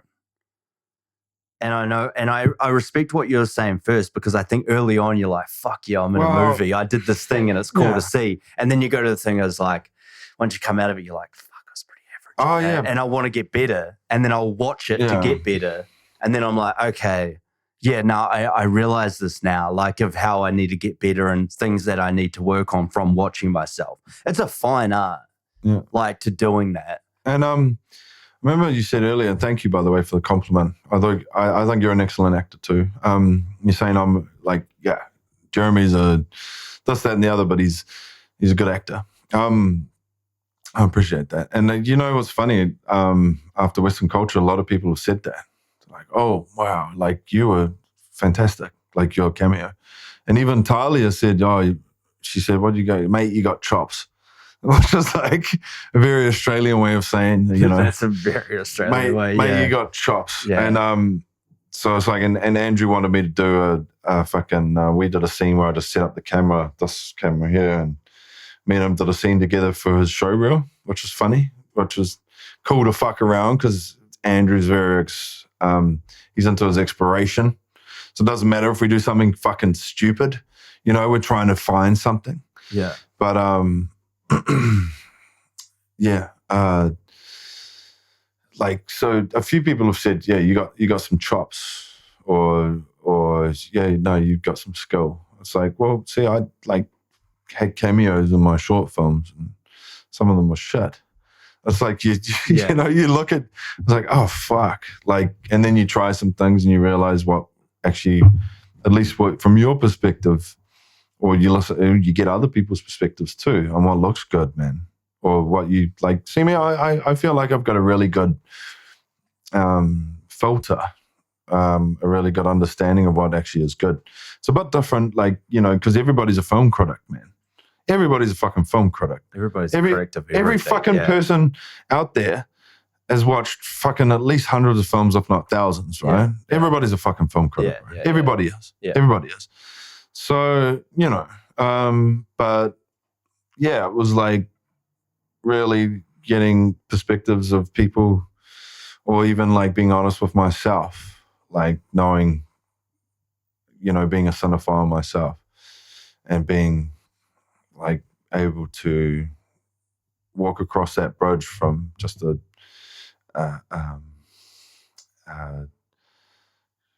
you know, a fucking critic to someone who's actually involved in the process. Yeah, like being honest with, okay, well, that was fucking shit. Like, what do we do to make it better? Yeah. And yeah, it's like early on, the first film I did, bro. You've seen it, Donal Carnage. Yeah, yeah, you actually liked it, I think. Even like the charming ruin, the charming ruin that it is, you know. Once again, I found a lot of positives in what I was watching. Mm. I remember you coming out of me, you were watching me watch it, and then I gave my... Just watching you watch it. But yeah, I remember you saying it, and I was like, I found a lot of positives in it, especially your character. That was the one with Vinny, eh? Like Vinny. Yeah. And yeah, there was a lot of like good things in it, you know, whilst maybe it wasn't the most complete short film that I thought was as fantastic as what you can do. It was one of your early on fucking films, and it's how you learn. It's filmmaking. And it's filmmaking, man. That's what it's all about. It's an exploration. It's an expression. It's what you do to become what you are. You know, like there's no parameters on this shit. And no matter how people that say like it should be this and it should be that, they have no idea about art. No, they don't. They don't. Well, they're not open. Some of them might be. Some of them might. Maybe, but they're not open to the expression. And maybe they should bring themselves back down a little bit and produce something of themselves if they think they're that good of a critic. Yeah, but they've got the right to be judgmental. Do they though? I believe, yeah. Sometimes. Of course they do. Freedom of expression. Well, yes, okay. In but that it's regard. like, you know, they might make themselves look like a judgmental arsehole. Yeah. And that's fine. Which is most critics. Well, yeah, almost. No. I'm just playing. But I think so. But yeah, I mean, that's the thing with that film. I think you're exactly right. That like, fuck, some of the scenes in there I think are excellent. And some of them was like, ugh. And then some photography's great. And some of us like, ugh. Some of them. Filmmaking. Yeah. And that was the first thing I did. I bought this camera I'm looking at right now, which is still standing the test of time, and wrote a fucking pretty fucking decent script. But then we wanted to experiment from it and fucking, you know, and it was like we really explored. But the thing is with that, I was like, I always felt like I did accents really well, which a lot of people think I do too. The New York kind of accent that I ended up like, obviously the film we're in together, Alpha Mesky of mine, Now's. Most people think I nailed that accent right. And I feel like I did. But it's like in that first short film, bro, I did a New York accent and I wasn't quite there. Yeah. It's like I got most of the intonation right, but I didn't quite sell it. Like it's like I didn't really push it through. But it's an early on short film. Yeah. But no, I mean, what I'm saying is seeing that made me realize that. It was like, oh, fuck. And like, that's part of watching yourself and growing as an actor. Exactly. Or a filmmaker. Exactly, bro. I mean, if it works for you. Yeah. I mean, if you're just a gangster like Johnny Depp and you hate watching yourself, but he would have watched himself early on. Yeah. And then they would have got to a point where he's like, fuck this. And he would have done terrible. And then he would have done really well. And he's like, okay, I'm not watching myself anymore. Because we're only going on what he said in interviews too. Yeah, exactly. When he's probably fucking high as a kite on drugs. Johnny, I'm here for you, brother. He's probably high as a kite on drugs. Yeah, who knows? But well, it might be a good idea for me to get him in one of my films, bro. After the media's fucked with him. I would love to see that. Yeah. Well, yeah, he almost redeemed himself, I think. Well, not redeemed himself, but got his chance to go and do his thing again. And then apparently he did some wild shit again, I think, apparently. Oh, he's a wild person. I know. And that's what makes him so good. I mean, some of the best performers that's what it is. Like, how can you be good without wild people, man? How can actors you, like you said it ages ago when we were on set. Like actors, they're just so fucking beautiful, but they're so intricately fucked up at the same time. Like there was a word you used, there was something, I'm missing it right now. But I can't most, remember. You know what I mean though. Some of the most, what did I say? Some of the most beautiful people, but some of the most damaged, like kind of like, like maybe. It's, no, there's not quite the words, but it is the words. I probably said something more profound than what we can think of now. And I can't fucking put my finger. You should. But but I mean, actors but are. It is. It's so true. Yeah. It's so true. It's so true. I don't know about that. I know so many fucking amazing people that are like just so charismatic and so beautiful and whatever, but they will doubt themselves till the cows come home. And to a point, that's good. Because you keep yourself accountable. But if you overshoot it, then you have low self-esteem. That's what I mean. And that's what I'm talking about. Unnecessary low self-esteem. That's what I'm talking about these classes and stuff. And then you're in a game where even if you're the best you can be on the day and even the best in the room, you might get rejected as an actor. And that's the environment that we live in. That's where we're trying to create our dreams in this environment. That makes it so fucking hard, man. And it's so funny too because I'm writing a fucking comedy film right now. I won't get too far into. But I'm writing like this one character. I'm like, fuck, I hope there's some stud out there that can do it. Not calling myself too much of a stud. But it's like, I'm probably going to have to do this unless I can find someone I know that can do this. It's like very ridiculous, this fucking character. And it's like, it's like, so it's, I know I have the confidence, and it's going to be my film anyway.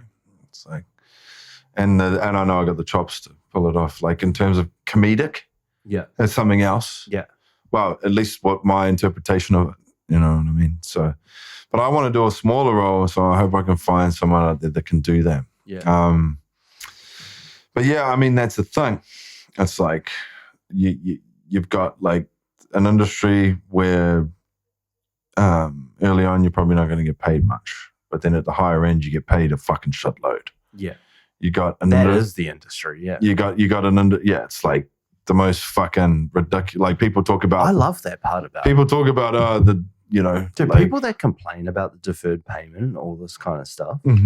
I got invited into the Brisbane actors community or whatever it was. I keep deleting the message. I'm on there right now. I'm reading them all. I haven't said anything. Yeah, I've said a couple of things. I've thought about it because I think they fucking need to hear what I need to say. But it's like, I'll say it right now. I will clip this out and put it into that group message and say that put it on there. If you're doing a deferred payment role, if you choose to do that, the only reason you're in this game and genuinely in this game to be an actor and to be a part of this is that you love it and that you want to play that character in that role. There is a point in time where you don't take deferred roles But as far as I'm concerned, I'm fucking 8-9 years into this game and I'll still take a deferred payment role. I don't give a shit. It's just entitled people, right? If this is a character that I want to play, if this is a film that I want to be a part of, if this is a director that I want to work with, I will fucking do that hands down right now. You'll do it for free. I don't care. I've had 6 beers. I've had 2 whiskeys. I'm ready to fucking go. But you're a purist. You're a purist. But that's what we need to be. I'm on that chat. Yeah. I gave my little 2 cents. Did you? I didn't even see that you said anything. Diplomatically. But there is a point where you go, bro, get in there. Get in there and say some shit. I will, because they need to fucking hear you're the ones whose voice they need to know. Probably. Because you're the actor. Probably. I don't know who's commented on it. I saw it and I just laughed. Every day, it keeps popping up and I want to fucking end the chat. Every day. But I'm like... And there's a lot of entitled people. And it's like, but that's exactly it.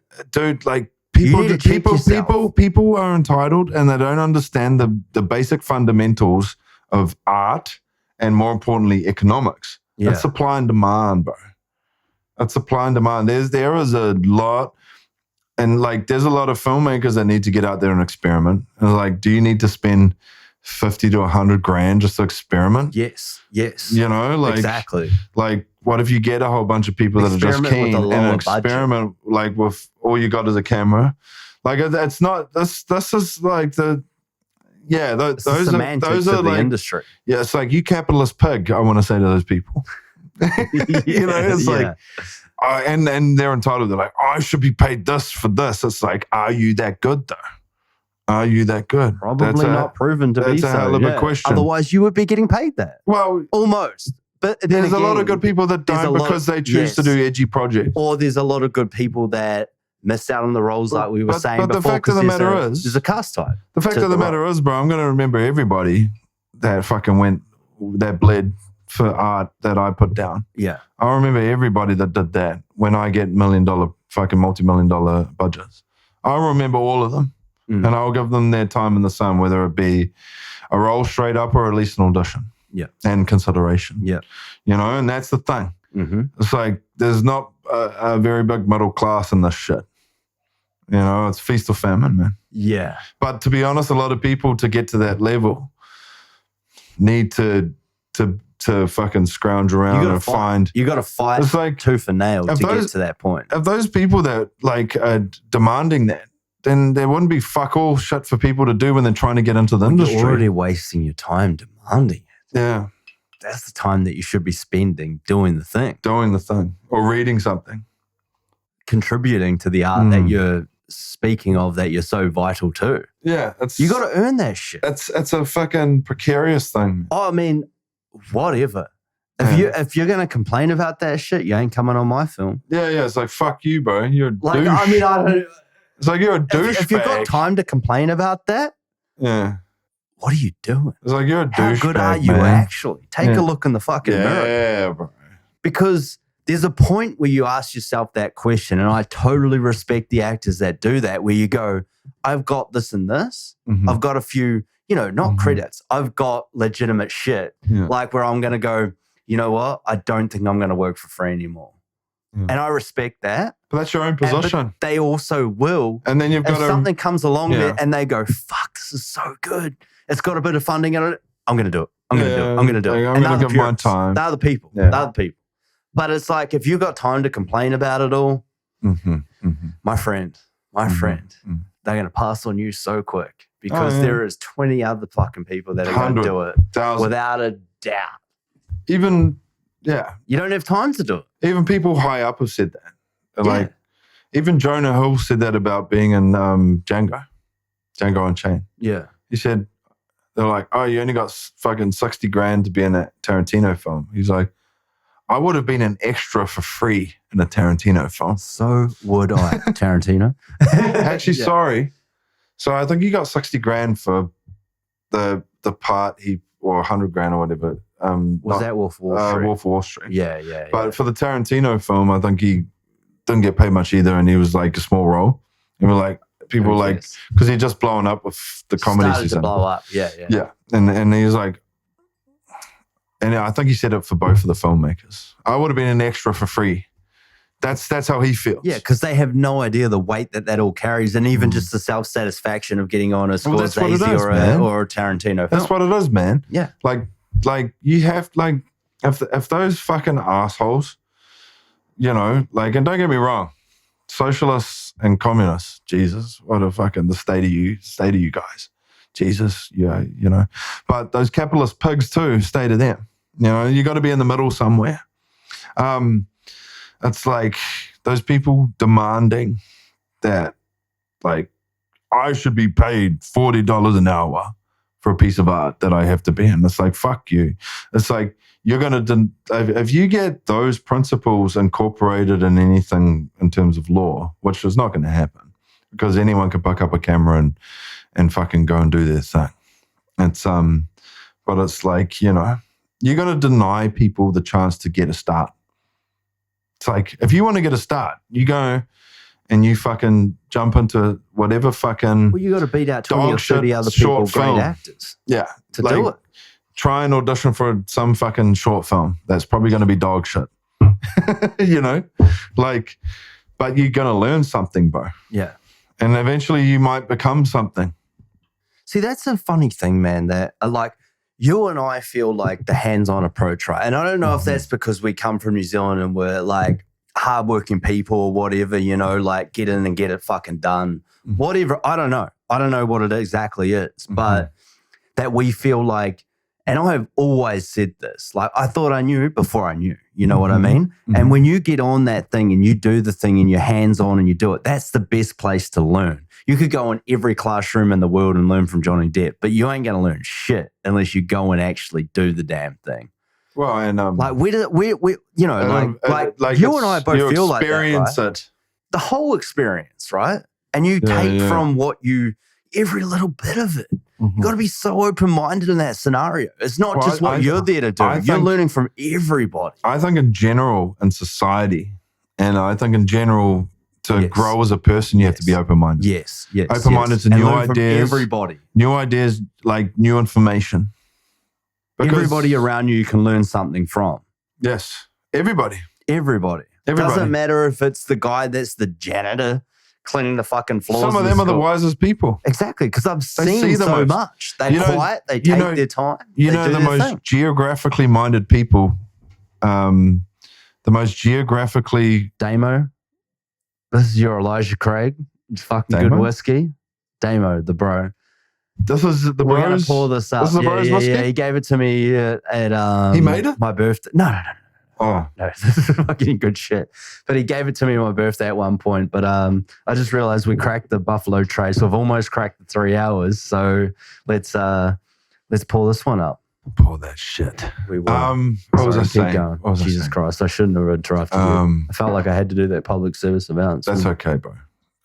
What was I saying? Fuck. Had to... Table suck.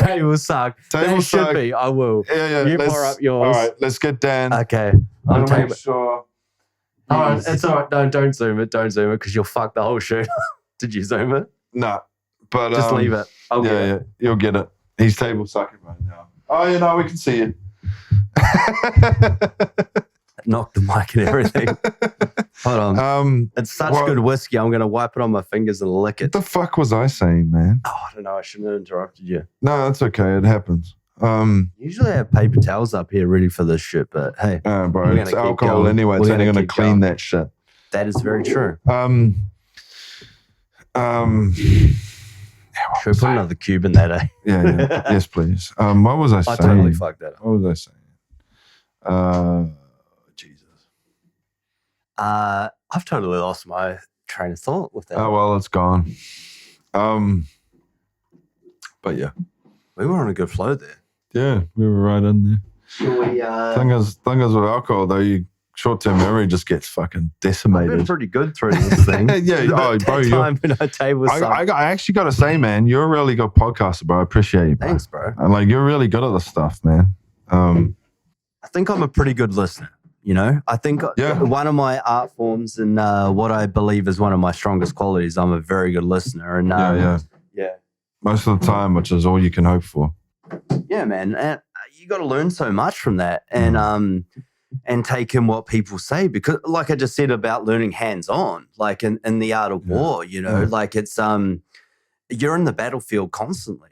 Yeah. Like we're in the battlefield now. I don't sleep and not think that I'm not in the battlefield. Like I don't clock off. I clock off and have my time, like we were talking about our chill time before, you know, which is very important and vital. You're gonna earn that. But I'm always switched on. You're gonna earn your chill time. I never turn that off, bro. And that's one thing I will say. I am constantly taking in everything in my environment. And you should not think anything less of me. And if you do, that's going to be to your own detriment, because I will clock every single connotation and everything that you say. And it will go into my algorithm in my head. Bro, the people that are doing heaps are less judgmental usually. Yeah. They ain't got time to judge as much. That's very true, yeah. You know, at least in theory, bro. Like, and then in the act of actually doing, like walking instead of talking. I know I talk a lot, but I walk like a motherfucker. Yeah, you fucking do, man. You know, you got less time to judge people, and then when it comes down to it, you might be a little bit more reciprocal in terms of being able to understand something in their shoes. It's like, they're just trying to do something. They're trying to better themselves. Yeah. Like, what, you're going to demean someone for trying to better themselves? Yeah. Maybe they're going about it the wrong way, possibly, but they're on their own flow. It's like, do you know, that's the number one thing. Someone trying something, fucking hats off to you, man. Good on you. Yeah. Good for you, bro. That's what I found in America, bro. You know? The funniest thing is that everybody is so quick to say Americans are so, what's the stereotype with Americans? Jesus. Arrogant? Yeah, arrogant, right? I found them very not accepting. They're not arrogant. Yeah. You guys are just misjudging them, like Kanye. Maybe not at the moment. I will reserve that opinion. Who knows, bro? The media does what it does. Yeah, it will. But what I will say is that what it is that they're so focused on their core objective and what they're trying to do and make it. They don't give a fuck about what you're doing. Yeah. That's the thing, that people are saying that as arrogance. I respect that. Man, when I saw it, I was just like, okay, I get it now. Oh, bro, from the different mindset is that I can see why this would be arrogance. Yeah. It's not. It's just peripheral thinking. It's a peripheral objectives. It's just going on your journey, man. Yeah. And just worried about what you have control over, which is what any of us can fucking do. Yeah, like, they just do it better than some other people, you know? Yeah, they do a lot of things better than some people. Yeah, I respect that, I've been there. I've been there 5 times.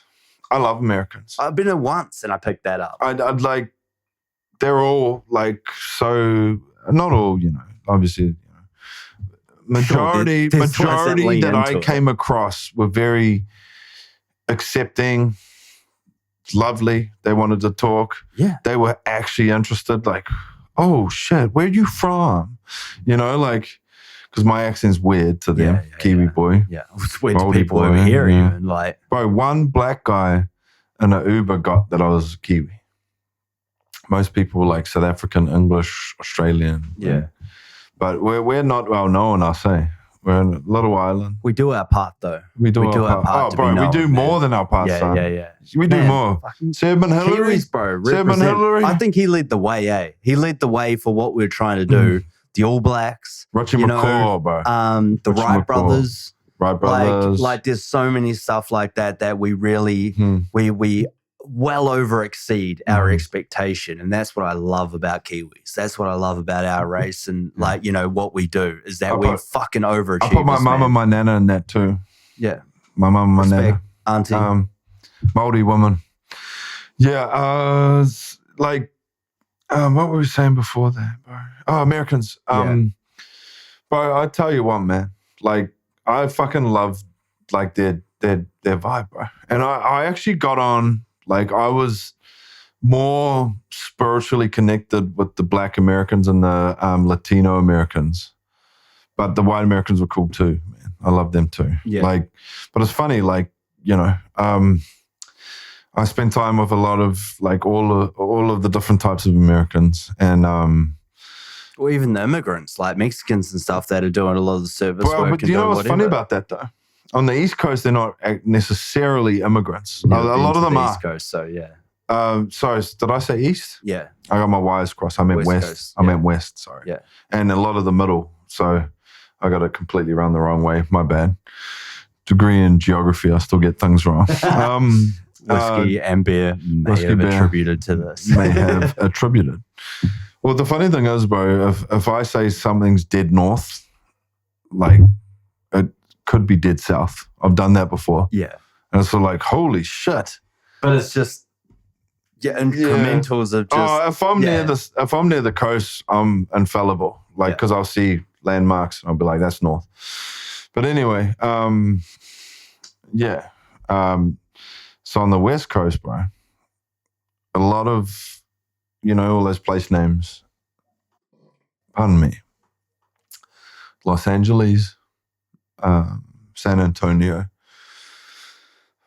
all that stuff, San Francisco, pardon me.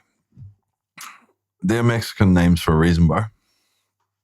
I think it was 1800s probably. I could be wrong. My American history isn't as sound as it, like, American's history should be. But what I do know is sometime in the, I don't know, a couple hundred years ago or whatever, that was Mexico, bro. America took it over. Yeah. So a lot of the Mexicans there actually didn't immigrate, bro. They're just still there. You know what I mean? Like, they literally, America took over like a whole fucking part. Yeah, but they're just standing strong to their own land. And then it's like, okay, like now the jurisdiction is America. That you're part of America. The United States of America. Yeah. And some, like most laws, I understand. Some are a bit retarded. Sorry for using that word, whatever. I can 3 hours and no one's going to pull us in now. I can be a bit retarded at times, can be, yes. And I have been called a genius. So it's like, it is what it is. It is what it is. Like, all of us have both in us, just different degrees. But it's like, okay, if a lot of them are still there and they're Mexicans, and it was once Mexico, yeah, and some of them want to come there now, like if they have good intentions, I'm saying, like, what's up with that? Yeah, but I mean, you know what I mean? Just playing the devil's advocate here, which what you I fully respect, is that like, how do you define good intentions? Well, yeah, like you're not coming. Like, how do you define? Okay, let me define that for you. Like, you're not coming across to kill people and deal drugs. Yeah, but these rules were in place when we were here. Yeah. The government has made these things funny. Okay. Like, if you're economically oppressed, or depressed, yeah, that too. Like, if you're coming across to get a job and to contribute to society and to do better for your family. Awesome. And it's like, that was once Mexico. It's like, come on, bro. Yeah. But it's like, yeah. But then a lot, like the most crime, like one of the biggest crime fucking areas is literally the border, right? A lot of drugs come into Mexico. Yeah. So it's that too. But that was all once Mexico, bro. America took it over, it's bro. Funny you say that. Yeah, Los Angeles was Mexico. Oh, was it really? San Francisco was Mexico. Los Angeles was Mexico. It was all the way up almost to Canada. And how is San Francisco is one of the most some of the middle too, bro. Technological, like I'm pretty sure some of Montana was Mexico, bro. Straight up, bro. Well, I would believe it. Yeah, bro. I don't know for sure, so I couldn't, And it's funny. There's a genetic, like a genetic link between indigenous Mexicans. Not talking about Spanish and black and mixture and that. Like, like the Incas and all that. There's a link between them and Aboriginals, Māori and everybody. Like all the indigenous races. We've got a common ancestor. Denisovans, actually, like no 100% European person has Denisovan in them. But all of us, what's Denisovan? It's a newly found ancestor from millions of years ago. Okay. We found a 13-year-old girl in a cave that died millions of years. So is that like Neanderthal? Yeah, all that stuff. Yeah, Denisovan. Yeah, Denisovan. Is that like a European version of the Neanderthal? No. It's just a new hominid. Hominid, yeah. So what's the difference? Well, all of us indigenous people have that on us. European people don't. Oh, right. Yeah. Indigenous to where, though? Almost most of us. Māori have it. Aboriginals have it. And the indigenous to the Americas have it. Really? Indigenous so Siberians you don't know what have the differentiation is?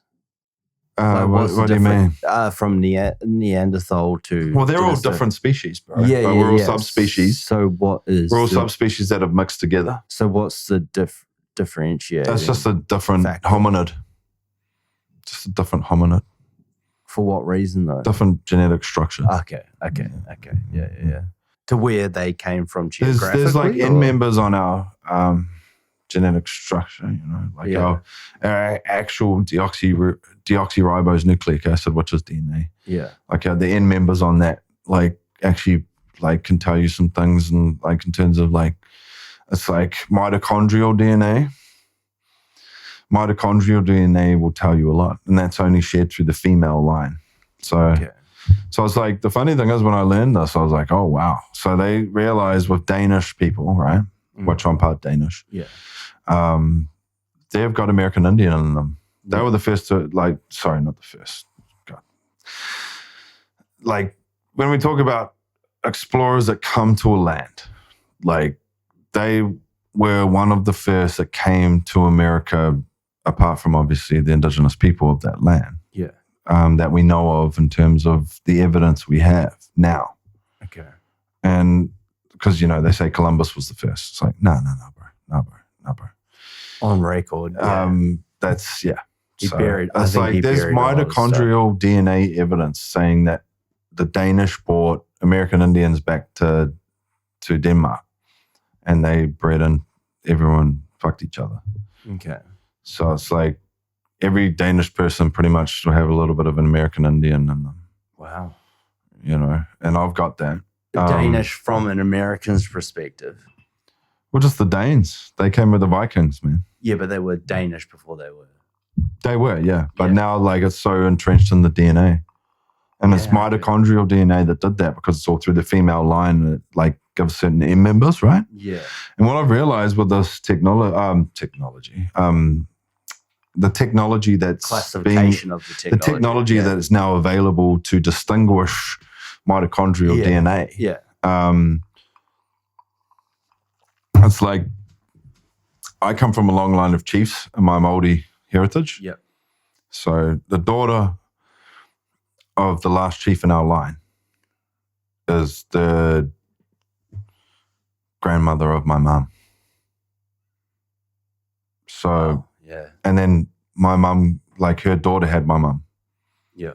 So I've got mitochondrial DNA that directly links to a chief, Māori chief. That's fucking awesome. Yeah. And that's why I think, bro, because you know how my brain is. You know a little bit about how my brain works, or maybe a lot. Yeah. I think, like, well, I've got Viking genes too.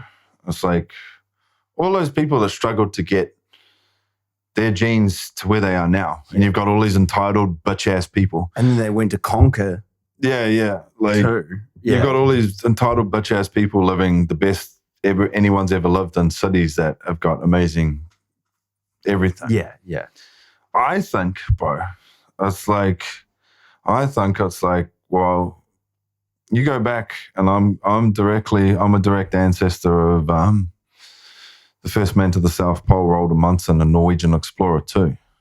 I'm a direct ancestor mitochondrially. You could prove this with my blood. You could test that I am directly connected to a long line of fucking proud chiefs, Māori chiefs. Yeah. So what fucking excuse do I have not to be successful? A fucking excuse. I love that expectation. Don't be a bitch. Yeah. I love that expectation that you put on yourself, though, too. When I go to the next place, which I believe is there, whatever that is, it's like, I ain't like that. I want them to fucking be like, come here, my moko, my grandchild. You're the man. Yeah. But you got a lot to do. I'm going to leave it all on the table as much as I can, where I can, when I can. Like, I'm not going to be a bitch, bro. I'm going to get fucking everything achieved that I can. It's like, really? I come from I come from like people that went through so much shit. It's like, what excuse do I have? And I think about these things when I'm struggling. I think it's important to think about that. It's our whatever, and I'm working or doing whatever, and I'm starting to lag, and I'm like, tell myself, don't be a little bitch, You've said this before, don't be a little but bitch, it was bro. Viking shit before, and a little bit of Chief stuff, but it was, and I say shit respectively, like, because I've had a few right it's now. It's a loose term, baby. Yeah. I love every fucking one of you and respect it, you know, of every all that stuff. race and creed, bro. Fuck, you know, I'm very open to everything, but you have said that before, and that is a very respectable quality. Yeah, you have. You definitely have, but not exactly in those terms. Not as precisely. Because it's changed. Because you've learned more about your history, and you've learned more about where you've come from. Yeah. Fuck, I respect that. Well, you think your ancestors ain't in the ether? They're in the ether, man. And you think they haven't been through some shit? Every bit of They're in every bit of you. Yeah. Whether you want to accept it or fucking not. Dan is sciencing a scientist right now, my man. You science me right with your big science duck right in my science ass. Oh, man. And it feels nice. I'm glad you like it. But I love that aspect about everything. And it's I know my old man is a lot into history, man. And he but it's about how you think about it. Yeah. Don't be a little bitch. Yeah. We've got everything in our fucking fingertips, bro. Everything and more. So like, you should be working hard. Yeah. You should be working hard to better your fucking self, bro. Get yourself right. Be a good person. Do everything. Like, how do you want to feel? Because I have no doubt, like, that whatever that next place is, you're going to go there and your ancestors are there. It's like, do you want to go there being like some entitled piece of shit that spends their life on the couch? There. I don't think you can. Oh, no, you're like, either there or you're not. Oh, it's like you want to have your whole life like entitled on the couch. Like, bro, you ain't getting anywhere. You're going to be pitch black. It's going to go lights out and you're pitch black because you won't go to the elevated space. Yeah. You won't. Well, I don't think Who knows, bro? I mean, we don't know, and I don't know. But all we know is that it's atrophy. You got to earn that. I think you got to earn that. What we do know is it's atrophy, and when you die, your energy still lives on. It like goes like your energy does turn into a different state. We do know that. That's the best part. We do know that. It's got to go somewhere, right? But the spirit. What is the spirit, bro? We all have that. Like, we have this. Like, there's a spirit within us, man. It's like, what is that? Where does that come from, man? You know. Good job, bro. Yeah, we'll have a water. So we won't say good job. I've severely displaced the table's frequency right now with my water and Elijah Craig that I spilled. I will say, sorry, Damo. We've been hammering the fucking. We have, and we've done a fucking great job of it. We've been. The thing I love about podcasting with you, brother, and the thing I love about podcasts is that we've gone on 3 different flows. That we have had piss breaks on your call, I will say. Usually I've got a nice big bladder, but you do. A lot of water. Normally you can last. A lot of water at the gym this morning. Last time we did 2.5 hours and we broke. I think we broke in between, and then I keep going, and then we broke. But we did it. But the thing I love talking, I mean, we've gone on so many different flows with this. You know, and I think it's fucking fantastic, man, about what we do when we talk and we get together is that we discuss so many array of topics, you know, from creativity to the human race to geological aspects and DNA and fucking everything, man. Next time we should, if you want, we can go a little bit more scientific, bro. I want to, because there's a lot I want to discuss on that. And I think you're really fucking good, bro, at podcasting. You're better than me as a host from the little bits I have done. But me, like, I know a lot of scientific fucking shit. I don't fucking get bogged down with ideology, bro. Like, I look at the fucking, what I see as the facts, man. And like, you know, you being curious and a good podcaster, maybe we should sit down and explore some of that shit, because it's like, I think so too, because that can go on for hours, like one little thing. But do you know what I'd like to do in that space is get someone else on. But like a devil's advocate, or and have that chat, because I think I'd be very good as in between medium. You know, I know heaps of people you can just choose from the the list, bro. I think call them, text them, speak to them. Yeah. No, I think we should do that because or find someone whoever you like. Yeah, I mean, there's a lot of things like I would have liked to go, like that we could have gone in the space of a lot of like our past history, And I'm not going to say I'm a fucking scholar on the shit. I just watch documentaries. I listen to people. I listen to a lot of podcasts, and I have my own. There's very few real scholars on the shit. Yeah, and I thoroughly respect Graham Hancock. I've read all of his books. Yeah, yeah. Mm-hmm. And see, I haven't read his books, but I've listened to the podcast. You want to borrow one of them, man? Yeah, fuck. I'd love borrow the first one, bro. Yeah. Like this youngest driest impact and a lot of the history that come before us. Don't even get me started, bro. I know, because that's where we could go with this know what thing. So in the last, maybe 7 years, maybe 8, more like close to a decade, I've probably read on average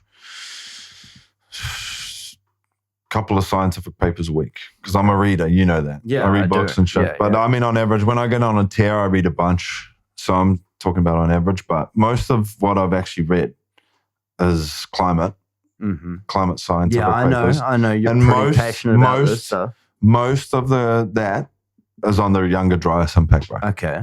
Like some of so people are talking to me about Graham Hancock and stuff, and it's like, it's funny because I've already read all his books, and most of where I get his information from is where he gets. What did I say? Most of where he gets his information from is Randall Carlson. Yeah. Me and him are in the same community of scientists. And we pulled together like. I mean, I get a lot of my information. Well, I get a lot of like tips on papers to read from Randall Carlson, bro. We're friends on Facebook and shit. Like, we're part of the same. No shit. Yeah. We're part of the same science. I really respect that guy. I really like him. Bro, yeah. We're part of the same scientific community. I love those two on a podcast. That's the thing, bro. Like, I've watched their shows, but those two on a podcast on like Rogan's and shit is just fucking phenomenal. Like, you can watch Ancient Aliens, and I think it's a very cool. Well, that's the thing. Like, people have come to me with that. I'm like, oh, dude, like, that's just scratching the surface. Yeah, you need to go before that. Like that's giving you the introduction. I've read his books. I've read like literally every shred of scientific information on that. Yeah. Like that's a fucking scratching the surface. But I'm so pleased that made it through to mainstream. Fuck like yes. Because it's people need to hear. People that. need to hear watch this, that. bro. But it's very TV. Well, it has like the show itself is very TV. I say to anyone that says that is remotely interested, I say, watch the podcast. No, watch it. Yeah. The podcast is fucking 10 times better. Hear these men talk. 10 times better because it's far more personable. Books, bro. It's far more approachable. It's just everything you need to know as you watch it from the real human being rather than, I don't know about this guy. Read their fucking books. I like it, but I don't know about this. Listen to them personally. Watch the podcast because it's why I do this. It's the best version that you can get of someone, of two people having a conversation like you are, you and I are now. 3 hours in is we're raw, unedited. Yeah, this doesn't edit shit. I don't edit anything out of this. This is us talking. This is the best version that you can get out of a podcast. You gonna leave in that part of you sucking my dick earlier? All of it. Okay. The swallowing and everything. Maybe we did that out. I don't know. My agent might have something to say, but that's what I love about it. Yeah. I love about what they do, and the podcast is it. Like, I love the show. I watched it, but it's a bit too much. I'm Grant Hancock, and this is Ancient Aliens. Well, because I know what they got to cater to. He's not a scientist, man. No, I know what they got to cater to, though. He's a journalist. Yeah, he's a journalist. So I know the science behind. He's an author and a journalist. Yeah. I know the science behind what he's saying. Yeah, and I know, it's insane. It's insane. Like, it's fantastic. But this is huge. The fact that he's on Netflix, man. Like with this, because it's opening. So people need to see the rewrite of history of what they know it is. I didn't know this was going to come up, but I'm actually considering going into documentaries because that that's been opened up, like scientific documentaries. So do I. Do you? Yeah, I want to. What do you want to do? Like be a presenter? Or do you want to learn the science? And one of my goals, and which we scraped the surfaces of this year, is to bring back adventure and excitement into my life. So you want to be a presenter? I fucking enjoy, dude. I'll climb a mountain. I'll do whatever, dude, people want to do, dude. But if it goes to going to it, there's top 3 places that I want to go to in my life right now. I've been to America. I did that. I could do a lot of places in America. I love it. Egypt is my number one. The pyramids. Where things started out. Yeah. I feel there's a lot that started out in Egypt that isn't spoken about. You know, that is spoken about, but it's hushed about, you know, and it's started out as a loose term. Yeah, Europe and Japan, but Egypt is where it's at for me. I've always been drawn to it. I have a sense of adventure that I just want to encapsulate, you know, and I think it's probably why I started acting, because I just want to explore things. You know, the diameter of the pyramids are directly proportional to the circumference of the earth. It's insane. Do you know that? It's insane. It's insane, all that stuff, of how they put it all together, bro. Like, it's just unfathomable. There's a technology there we don't know about. We were advanced, like Hancock said. We're advanced civilization before we even understand. More of it's starting to come out, but mainstream's tried to suppress, which is trying to do with a lot of stuff. And Christianity and whatever. And that's why I get fucking spoken to by a lot of people, mainstream scientists too, because I'm open-minded. Look at other information. Like, what the fuck? And then like most of actually what I've spoken about for years has actually turned out to be fathomable and potentially true in terms of evidence. You know what I mean? Like, well, one thing was definitely true. I think circa 2006, halfway through my degree, I said, when I learned about the nuclear reactors on an active fault line in Japan and Fukushima. Yeah. I said, that's not a good idea. Why would they build them? Yeah, like, what are you doing? Yeah. And I, like, amongst, like, the university students, like, what do you know, Jeremy? Like, Japanese engineering is really incredible. And it is. Japanese engineering is incredible. But I'm like, we're talking about Mother Earth. We're talking about Mother Earth, You're asking for trouble. 2011. Like, it's not even talked about much. Like, our ocean's polluted as fuck from the Fukushima disaster. And another thing I said was, like, because we're talking about the Antarctica polar ice caps, right? And, one of the ice caps is shrinking, the other one is actually growing. Growing? Yeah, bro. And it's actually a net surplus at the moment, which is not good for the ideological types that like to say that we're, climate change, this and that, which is a very complicated discussion. It's like, yes, we should clean our act up, 100%.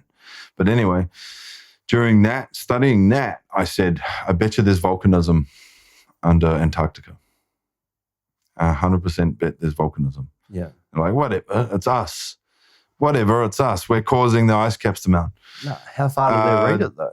7 years ago, it was proven that there was volcanism under there, so that's causing one of the ice caps to mount, and the other one. Which movement will dictate that, yeah. So there's a few things, bro, being open-minded and looking at alternate information and actually building a base to being scientifically literate, at least to some extent. Everybody can try to move in that direction, but most don't. Most stay in their ideological presuppositions and their nice little, comfort zone. So, yeah. And even with acting, bro, you got to get out your comfort zone. Like most people, they might like to stay within their range and stuff, and that's fine. But if you really want to explore, you got to get outside your comfort zone. Yeah, you do. I think that's the fundamental, of the whole thing, Yeah. And that's the whole exploration in itself, is getting out of your comfort zone and being something else and portraying something else. It's just, it's what it is.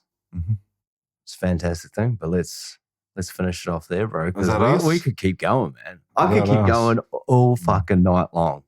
We've almost done 3.5 hours. Such a stallion, Daniel. You want to just keep going all night long? bro, we can do it. We'll jack all over this table until I fucking... Dan, stop. I'm sorry. I'm sorry, Daniel. Respect, brother. Respect, bro. Appreciate you having me on the podcast, bro. Nah, I respect you coming on, brother. And guys, you're in for a treat here. I mean, we've basically done a 3-parter of ours in 10, but every bit of it's had a miraculous change in itself. And I think that's what it is when we come together, bro, and we do this thing, man. I like coming together with you, Daniel. That's what I love about podcasts. That's great, man. And that's what I can't wait. Let's do a scientific one, man, because I feel like this is great. This is what we went to do. And I want to get a few guys on. Like, I'm all about the climate thing. I'm all about the scientific stuff. I'm all about the Younger Dryas and where we came from and the historic stuff. And the Younger Dryas, there's probably nobody you know that is more qualified to talk about the Younger Dryas than me. Probably not that I know. Than me. And there's probably, because, you know, I'm high up in the scientific community now. There's probably not many that are as qualified as me to talk about the Younger Dryas than me around. Yeah. Like where we live in Queensland. But I think what we both collectively should do is get someone that does know a lot on as well to chat with us. Yeah, we can. I know heaps. That are very scientific. We're scientific with you, obviously scientific as fuck, and I'm just inquisitive. Yeah. No, we should get a devil's advocate. Yeah, let's get that. Or even if it's not, someone that is very well informed. Or we could even just do you and me and then do that. Like, see how scientific. But let's do it. I can go. Like, there's a whole bunch of options. Yeah. Whatever you like. I like it. Because I really appreciate these kind of chats, man. Well, you got to have them. Because that's what I feel like it's coming back to, you know. Elon wants to go off into Mars. Yeah. You know, this world is fucking fantastic but crumbling in itself sometimes. I think overall we're good, but society is crumbling. Society seems like it is. Yeah.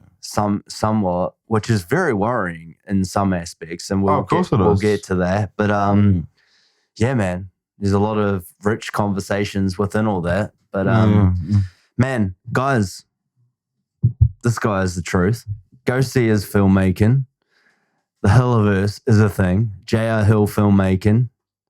I love the guy, but I'll still say, even if I didn't know him, go check out his films because it's fantastic. It's another way of thinking. It's another way of looking at things, and go do it. Get amongst it. And Western Culture will be out there. Alpha Mash will be out there. There's a lot of films. We'll put them all in the links and get amongst it. But he's got a fine eye for art and a fine eye for talent, and everything that he's doing, I fully respect and promote. So get behind it, get amongst it. J.R. Hill films are going to be here to stay and are going to be, I think, an integral, Jesus Christ, I'm flicking. Integral?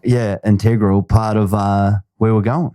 And filmmaking universes, you know, you can joke about it all you want, but filmmaking does have a pretty great scope of judging where we're at as a human race and what we're doing. And this guy's going to be part of the art form, and watch out for it, you know? So we'll put all the links in there. We'll put it all in the space. But thanks a lot, brother, for coming along, bro. Appreciate I love you, man. I love you too, bro. Appreciate you, bro. We do this thing, you know? It's great to be together. Appreciate the watchers, the listeners that have got this far too. Have had a little bit of Waipiro and got a little bit hodangi. Oh, yeah. A little bit of alcohol. We're amongst it. 3.5 hours in, guys. We cracked it. We topped an hour on last time. So there we go.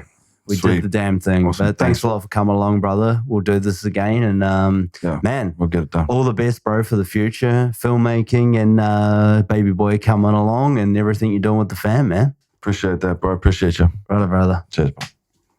Righto, guys. That's us. We're out.